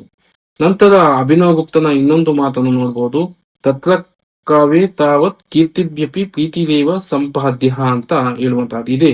ಈಗ ವಾಮನನ ಒಂದು ಹೇಳಿಕೆಯನ್ನೇ ಇಲ್ಲಿ ಧ್ವನ್ಯಾಲೋಚನದಲ್ಲಿ ಅಭಿನವ ಗುಪ್ತ ಮುಂದುವರಿಸಿರುವಂತಹದ್ದು. ರಾಜಶೇಖರನ ಹೇಳಿಕೆಯನ್ನ ನೋಡ್ಬೋದು. ಕಾವ್ಯ ಮೀಮಾಂಸೆಯಲ್ಲಿ ಗೀತ ಸೂಕ್ತಾದತಿಕ್ರಾಂತೆ ಸ್ತೋತ ದೇಶಾಂತರ ಸ್ಥಿತಿ ಪ್ರತ್ಯಕ್ಷ ಕವಿ ಕಾವ್ಯ ಇತ್ತು ಸಾವಜ್ಞ ಸಮತ್ಯಪಿ ಅಂತ ಹೇಳ್ತಾನೆ. ಕವಿ ತೀರಿ ಹೋಗಿದ್ದರೆ ಅವನ ಸೂಕ್ತಿಗಳನ್ನು ಲೋಕ ಆಡಿ ಹೇಳುವುದು, ದೇಶಾಂತರದಲ್ಲಿದ್ದರೆ ಓದದೆ ಹೊಗಳುವುದು, ಕಣ್ಣು ತಿರುಗಿ ಅವನಿದ್ದರೆ ಮಹಾಕಾವ್ಯವಾದರೂ ಅಸಡ್ಡೆ ಮಾಡುವುದು ಅನ್ನುವಂತಹದನ್ನು ಹೇಳಲಾಗತ್ತೆ. ಅಂದ್ರೆ ಯಾವುದೇ ಒಬ್ಬ ಶ್ರೇಷ್ಠ ಕವಿ ಒಂದೊಳ್ಳೆಯ ಸುಂದರ ಕಾವ್ಯವನ್ನು ರಚಿಸಿ ತೀರು ಹೋಗಿದ್ದಾರೆ. ಇವಾಗ ನಮ್ಮ ನಡುವೆ ಕುವೆಂಪು, ಬೇಂದ್ರೆ ಯಾರೂ ಸಹ ಇಲ್ಲ. ಆದ್ರೆ ಅವರ ಕಾವ್ಯಗಳು ಇಂದಿಗೂ ಸಹ ನಾವು ಮಾತನಾಡ್ತಾ ಇರ್ತೇವೆ, ಅವುಗಳನ್ನ ಹೊಗಳ್ತಾ ಇರ್ತೇವೆ, ಕವಿಗಳ ಬಗ್ಗೆ ಮಾತನಾಡ್ತಾ ಇರ್ತೇವೆ ಅನ್ನುವಂತಹ ಅದನ್ನ ಇಲ್ಲಿ ರಾಜಶೇಖರ್ ಹೇಳ್ತಿರುವಂತಹದ್ದು. ಗೀತ ಸೂಕ್ತಿ ರತಿಕ್ರಾಂತೆ ಸ್ತೋತ ದೇಶಾಂತರ ಸ್ಥಿತಿ ಪ್ರತ್ಯಕ್ಷ ಕವಿ ಕಾವ್ಯ ತೂಸಾವಾಗ್ನ ಸಮತ್ಯಪಿ ಎನ್ನುವಂತಹದನ್ನ ರಾಜಶೇಖರ್ ಹೇಳುವಂತಹದ್ದು. ನಂತರ ಶುಭಾಷಿತವಾಲಿ ಎನ್ನುವಂತಹ ಒಂದು ಕೃತಿಯಲ್ಲಿ ಹೇಳುವಂತಹ ನೋಡ್ಬೋದು ಸ್ನೇಹಿತರೆ.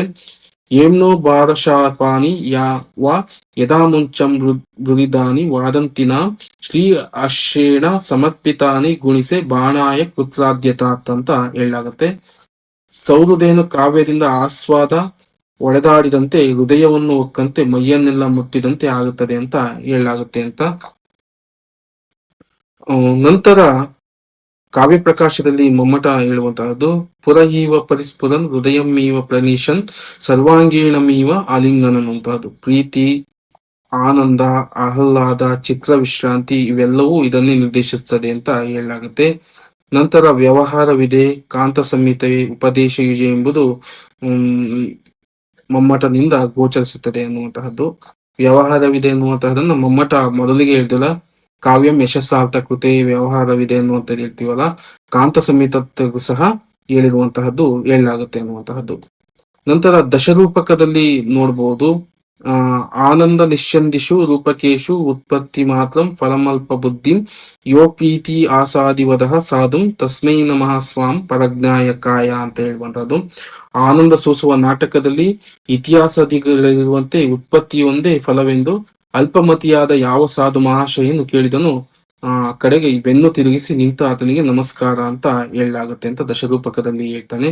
ನಂತರ ಭಟ್ಟನಾಯಕನಂದು ಇನ್ನೊಂದು ಹೇಳಿಕೆ ನೋಡ್ಬೋದು, ಕಾವ್ಯ ರಸಾಯಿತ್ ಸರ್ವೋಜನಾದ್ವಾರ ನಿಯೋಗ ಬಾಕ್ ಅಂತ ಹೇಳಿರುವಂತಹದ್ದು. ಅಂದ್ರೆ ರಸದ ಮುಖಾಂತರ ಇಡೀ ಕಾವ್ಯವೇ ಸರ್ವೋಜನ ಸುಖಿತವಾಗಿರ್ಬೇಕು ಅನ್ನುವಂತಹದನ್ನ ಹೇಳ್ತಿರುವಂತಹದ್ದು. ಸರ್ವೋನ ಬೋಧಾನ ನಿಯೋಗ ಬಾಕ್ ಅಂತ ಹೇಳ್ತಿರುವಂತಹದ್ದು. ನಂತರ ಇಲ್ಲಿ ಕೇಳಿದ್ದೆಲ್ಲ ರಸಮಯವಾಗಿಯೇ ಹೃದಯವನ್ನು ಒಳಗೊಳ್ಳುವುದರಿಂದ ತಾನು ಉಪದೇಶ ಪಡೆಯುತ್ತೇನೆಂದು ಸೌರದೇನಿಗೆ ಅನ್ನಿಸುವುದಿಲ್ಲ. ಅದು ಗುರುತು ಸಿಕ್ಕದಂತೆ ಒಂದು ಮನಸ್ಸನ್ನು ಸಂಸ್ಕರಿಸಿ ಸನ್ಮಾರ್ಗದ ಕಡೆಗೆ ತಿರುಗಿಸುತ್ತದೆ. ಇದನ್ನೇ ಕಾಂತ ಸಂಹಿತ ಅಂತ ಹೇಳಲಾಗುತ್ತೆ. ಹಿಂದೆ ಮಮ್ಮಟ ಹೇಳ್ತಾನಲ್ಲ, ಕಾಂತೋಪದೇಶ ಇದೆ ಅಂತ ಅನ್ನುವಂತಹದ್ದು. ಅದಕ್ಕೆ ಇದಕ್ಕೆ ಡೆಫಿನೇಷನ್ ಸ್ನೇಹಿತರೆ, ಕೇಳಿದೆಲ್ಲ ರಸಮಯವಾಗಿಯೇ ಹೃದಯವನ್ನು ಒಳಗೊಳ್ಳುವುದರಿಂದ ತಾನು ಉಪದೇಶ ಪಡೆಯುತ್ತದೇನೆಂದು ಸೌರನಿಗೆ ಅನ್ನಿಸುವುದೇ ಇಲ್ಲ. ಅದು ಗುರುತು ಸಿಕ್ಕದಂತೆ ಒಂದು ಮನಸ್ಸನ್ನು ಸಂಸ್ಕರಿಸಿ ಸನ್ಮಾರ್ಗದ ಕಡೆಗೆ ತಿರುಗಿಸ್ತದೆ. ಅಂದ್ರೆ ಒಬ್ಬ ಸೌಹೃದಯ ಕಾವ್ಯವನ್ನ ರಚನೆ ಓದುತ್ತಿರುವಂತಹ ಸಂದರ್ಭದಲ್ಲಿ ಆತ ಒಳಗೊಳ್ಳುವಂತಹ ಅಂದ್ರೆ ಕಾವ್ಯದಲ್ಲಿ ಹೇಗೆ ಪ್ರವೇಶ ಮಾಡ್ದ ಅನ್ನುವಂತಹದನ್ನೇ ಗೊತ್ತಾಗೋದಿಲ್ಲ. ಕೊನೆಗೆ ಅವನಿಗೆ ಒಂದು ಸೌಹೃದಯದ ಒಂದು ಅನುಭವ ಆಗುತ್ತೆ. ಅಂತಹ ಅನುಭವವನ್ನು ಇಲ್ಲಿ ಕಾಂತ ಸಂಹಿತ ಅನ್ನುವಂತಹದನ್ನ ನಿರ್ದೇಶಿಸಲಾಗಿದೆ ಅಂತ ಹೇಳಲಾಗುತ್ತೆ. ನಂತರ ಸರಸ್ವತಿ ಕಂಠಾಭರಣದಲ್ಲಿ ನೋಡ್ಬೋದು, ಯಾದೇವ ರೋಚತೆ ಮಹ್ಯ ತದೇವ ಕುರುತಿ ಪ್ರಿಯ ಅನ್ನುವಂತಹ ಹೇಳಿಕೆ ಬರುತ್ತದೆ. ನಂತರ ನಾಚೇತೆ ಪ್ರೀತಿ ಉತ್ಪತ್ತಿ ಭಿನ್ನ ರೂಪೇಯೇವ. ಕವಿ ತನ್ನ ಕಾವ್ಯದಲ್ಲಿ ಸ್ಪಷ್ಟವಾಗಿ ಯಾವ ನೀತಿಯನ್ನು ಬೋಧಿಸುವುದಿಲ್ಲ ಅಂತ ಧ್ವನಿಯಾಲೋಚನದಲ್ಲಿ ಅಭಿನವ್ ಗುಪ್ತಾ ಹೇಳ್ತಾನೆ. ಅಂದ್ರೆ ಎಲ್ಲಾ ಕಾವ್ಯಗಳಲ್ಲೂ ಸಹ ಹೀಗೆ ಒಂದು ನೀತಿ ಇರುತ್ತೆ ಅಂತ ಯಾವ ಕವಿಯೂ ಸಹ ಹೇಳೋದಿಲ್ಲ. ಆದ್ರೆ ಈಗ ಇರ್ಬೋದು ಅನ್ನುವಂತಹ ವಿಚಾರಗಳನ್ನ ಹೇಳಲಾಗುತ್ತೆ ಎನ್ನುವಂತಹ ಧ್ವನಿಯಾಲೋಕದಲ್ಲಿ ಹೇಳಿರುವಂತಹದ್ದು. ನಂತರ ವೇದವನ್ನು ಇತಿಹಾಸವನ್ನು ಕ್ರಮವಾಗಿ ಪ್ರಭುವಿಗೂ ಮಿತ್ರನಿಗೂ ಹೋಲಿಸಿ ಕಾವ್ಯದಲ್ಲಿ ಕಾಂತೆಯ ಸಾದೃಶ್ಯವನ್ನು ಕಂಡವರಲ್ಲಿ ಭಟ್ಟನಾಯಕನೇ ಮೊದಲಿಗ ಅಂತ ಹೇಳಲಾಗುತ್ತೆ. ಈ ಸ್ಟೇಟ್ಮೆಂಟ್ ಅನ್ನು ನೆನಪಿಟ್ಕೊಳ್ಳಿ ಸ್ನೇಹಿತರೆ. ವೇದವನ್ನು ಮತ್ತು ಇತಿಹಾಸವನ್ನು ಕ್ರಮವಾಗಿ ಪ್ರಭುವಿಗೂ ಮಿತ್ರನಿಗೂ ಹೋಲಿಸಿ ಕಾವ್ಯದಲ್ಲಿ ಕಾಂತೆಯ ಸಾದೃಶ್ಯವನ್ನು ಕಂಡವರಲ್ಲಿ ಯಾರು ಅಂದ್ರೆ ಭಟ್ಟನಾಯಕನೇ ಮೊದಲಿಗ ಅಂತ ಹೇಳಲಾಗುತ್ತೆ. ನಂತರ ಸೌಹೃದಯನು ತನ್ಮತೆಯಿಂದ ಕಾವ್ಯವನ್ನು ಓದುವಾಗ, ನಾಟಕವನ್ನು ನೋಡುವಾಗ ಅಲ್ಲಿಯ ನೀತಿ ದೃಷ್ಟಿ ಇವನಿಗೆ ಒದಗುತ್ತದೆ. ಕಾವ್ಯದಲ್ಲಿ ಒದಗುವುದು ಅನುಭವ ಮಾತ್ರ, ಅದರಿಂದಲೇ ತಿಳುವಳಿಕೆ ಸಹ ಸಿದ್ಧಿಸುತ್ತದೆ ಅಂತ ಹೇಳಲಾಗುತ್ತೆ. ನಂತರ ಕೃತೀತಿ ಮಾತ್ರ ಪರಮಾರ್ಥಂ ಚ ಕಾವ್ಯಾದಿ ಸಾವಸ್ಥಿತ ವಿನೇಹೇವಾಶು ವಿಧಿ ನಿಷೇಧ ಉತ್ಪತ್ತಿ ಸಿದ್ಧಿಹೇ ಅಂತ ವ್ಯಕ್ತಿ ವಿವೇಕದಲ್ಲಿ ಮಹಿಮಾ ಭಟ್ಟ ಹೇಳುತ್ತಿರುವಂತಹದ್ದು. ನಂತರ ಕಾವ್ಯ ಪ್ರಯೋಜನಗಳಾದ ಆನಂದ ಉತ್ಪತ್ತಿಗಳನ್ನು ಬೇರೆ ಬೇರೆ ಎಂದು ವರ್ಣಿಸುವುದೇ ತಪ್ಪು. ಇವೆರಡು ಒಟ್ಟಿಗೆ ಲಭಿಸುವುದು ಅಂತ ಸಹ ಹೇಳಲಾಗುತ್ತೆ ಅಂತ. ನಂತರ ವಿಭಾವಾದಿನ ತದ್ರಸೋಚಿತಾನಾಂ ಯಥಾ ಸ್ವರೂಪ ವೇದಾನಂ ಫಲಪರ್ಯನೀಭೂತಂ ತಯ ಉತ್ಪತ್ತಿ ರುಚ್ಯತೆ ಅಂತ ಹೇಳಲಾಗುತ್ತೆ. ಇದಕ್ಕೆ ಸ್ವರೂಪಣೆ ಎಂದು ಕರೀತಾರೆ ಅಂತ ಧ್ವನ್ಯಾಲೋಚನದಲ್ಲಿ ಹೇಳಾಗುತ್ತೆ ಅಂತ. ನಂತರ ಗುರುವಿನಂತೆ ಉಪದೇಶ ಮಾಡು ಕಾವ್ಯ ಏನು ಗುರುವಿನಂತೆ ಉಪದೇಶ ಮಾಡುತ್ತದೆ ಎಂದು ಪ್ರಶ್ನಿಸಿದರೆ ಅಲ್ಲ, ಬುದ್ಧಿಯನ್ನು ಬೆಳೆಸುತ್ತೆ, ಸಹೃದಯನ ಪ್ರತಿಭೆಯನ್ನೇ ಆ ಬಗೆಯದಾಗಿ ಅಳವಡಿಸಲಾಗುತ್ತೆ ಅಂತ ಹೇಳಲಾಗುತ್ತೆ. ಕಾವ್ಯ ಬುದ್ಧಿಯನ್ನ ಬೆಳೆಸುತ್ತದೆ, ಸಹೃದಯನ ಪ್ರತಿಭೆಯನ್ನ ಬೆಳೆಸುತ್ತದೆ ಅನ್ನುವಂತ ನಾವು ತಿಳಿಸ್ಕೊಬೇಕು ಅನ್ನುವಂತಹದ್ದು.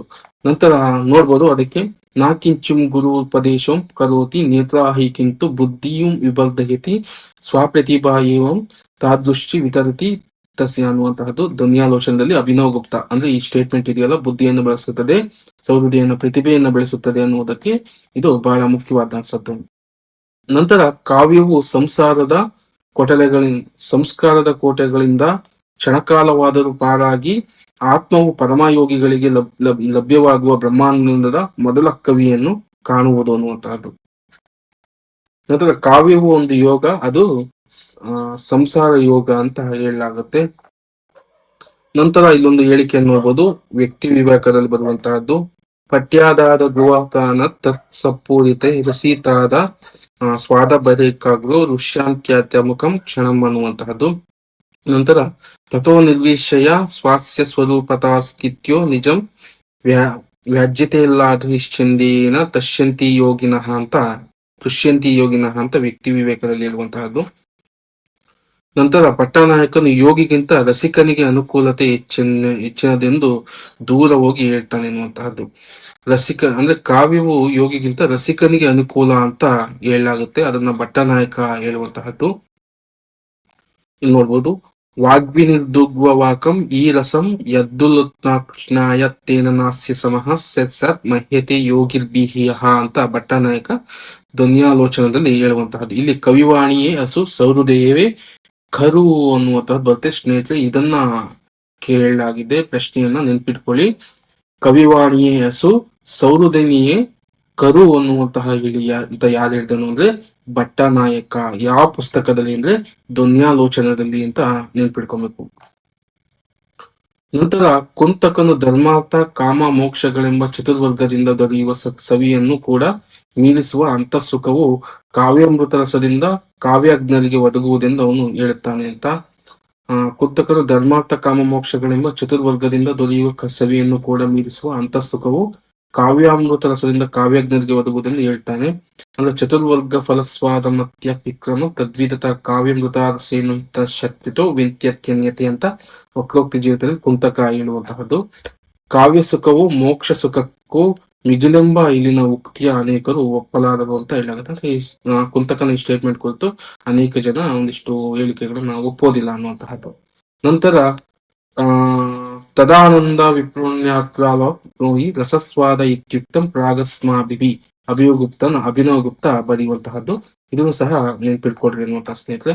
ಇಷ್ಟು ಸ್ನೇಹಿತರೆ ಕಾವ್ಯದ ವಿಚಾರದ ಕುರಿತು, ಕಾವ್ಯದ ಕವಿ ಸೃಷ್ಟಿಗಳು, ಕಾವ್ಯದ ಪ್ರಯೋಜನ ಕುರಿತು, ಸಹೃದಯನ ಕುರಿತು ಮತ್ತೆ ಪ್ರತಿಭೆಯ ಕುರಿತು, ಉತ್ಪತ್ತಿಯ ಕುರಿತು ಭಾರತೀಯ ಕಾವ್ಯಮೀಮಾಂಸರು ಯೋಚಿಸುವಂತಹ ಚಿಂತನೆಗಳು. ಇಷ್ಟು ವಿಚಾರಗಳು ಇಲ್ಲಿ ಬಂದಿರುವಂತಹ ವಿಚಾರಗಳನ್ನ ಸ್ನೇಹಿತರೆ ನೀವು ಮಂತಟ್ ಮಾಡ್ಕೊಂಡ್ರೆ ಇದರಲ್ಲಿ ಯಾವ್ದಾದ್ರು ಒಂದು ಪ್ರತಿಭೆಯ ಕುರಿತ ಪ್ರಶ್ನೆಗಳನ್ನ ಕೇಳೋ ಸಾಧ್ಯತೆ ಹೆಚ್ಚಾಗಿರುತ್ತೆ. ನೀವು ನೆನ್ಪಿಡ್ಕೊಂಡ್ರೆ ಯಾವ್ದಾದ್ರು ಸಹ ಪ್ರಶ್ನೆಯನ್ನ ಸರಿ ಮಾಡ್ತೀರಾ. ಸರಳವಾಗಿ ಬಂದ್ರೆ ತೊಂದರೆ ಇಲ್ಲ. ನೀವು ಕೇಳಿರುವಂತಹದ್ದು ಏನಾದ್ರೂ ಒಂದಿಷ್ಟು ಕ್ಲಿಷ್ಟವಾಗಿ ಕೇಳಿದ್ರೆ ಇಲ್ಲಿರುವಂತಹ ವಿಚಾರಗಳೇ ನಿಮಗೆ ಸೂಕ್ತವಾಗಿ ಸರಿಯಾದ ಉತ್ತರವನ್ನು ಹಾಕೋದಿಕ್ಕೆ ಅನುಕೂಲ ಆಗುತ್ತೆ ಅನ್ನುವಂತಹದ್ದು. ಸ್ನೇಹಿತರೆ, ಇಲ್ಲಿಗೆ ಇಂದಿನ ತರಗತಿಯನ್ನು ಮುಗಿಸ್ತೇನೆ ಸ್ನೇಹಿತರೆ. ಮುಂದಿನ ತರಗತಿಯಲ್ಲಿ ಭಾರತೀಯ ಕಾವ್ಯಮೀಮಾಂಸೆಯ ಮುಂದುವರೆದ ಭಾಗದ ತರಗತಿಯನ್ನ ಪ್ರಾರಂಭ ಮಾಡ್ತೇನೆ. ಯಾರೆಲ್ಲ ಕರ್ನಾಟಕ ಜಾಬ್ ಚಾನಲ್ ನ ಸಬ್ಸ್ಕ್ರೈಬ್ ಮಾಡ್ಕೊಂಡಿರೋ ಅವರೆಲ್ಲರಿಗೂ ಸಹ ಇನ್ನೊಮ್ಮೆ ಧನ್ಯವಾದಗಳನ್ನು ಸಲ್ಲಿಸುತ್ತಾ ಇದೇ ರೀತಿ ವಿಡಿಯೋಗಳನ್ನ ಮಾಡೋದಕ್ಕೆ ಪ್ರೋತ್ಸಾಹನ ಕೊಡಿ ಅಂತ ಕೇಳುತ್ತಾ ಸ್ನೇಹಿತರೆ, ಯಾರೆಲ್ಲ ಸಬ್ಸ್ಕ್ರೈಬ್ ಮಾಡಿಲ್ಲೋ ಸಬ್ಸ್ಕ್ರೈಬ್ ಮಾಡ್ಕುವ ಮುಖಾಂತರ ಈ ತರದ ಹೆಚ್ಚಿನ ವಿಡಿಯೋಗಳನ್ನ ಮಾಡೋದಕ್ಕೆ ತಮ್ಮ ಸಹಕಾರ ಇರಲಿ ಅಂತ ಕೇಳ್ಕೊಂತ ಸ್ನೇಹಿತರೆ, ಎಲ್ಲರಿಗೂ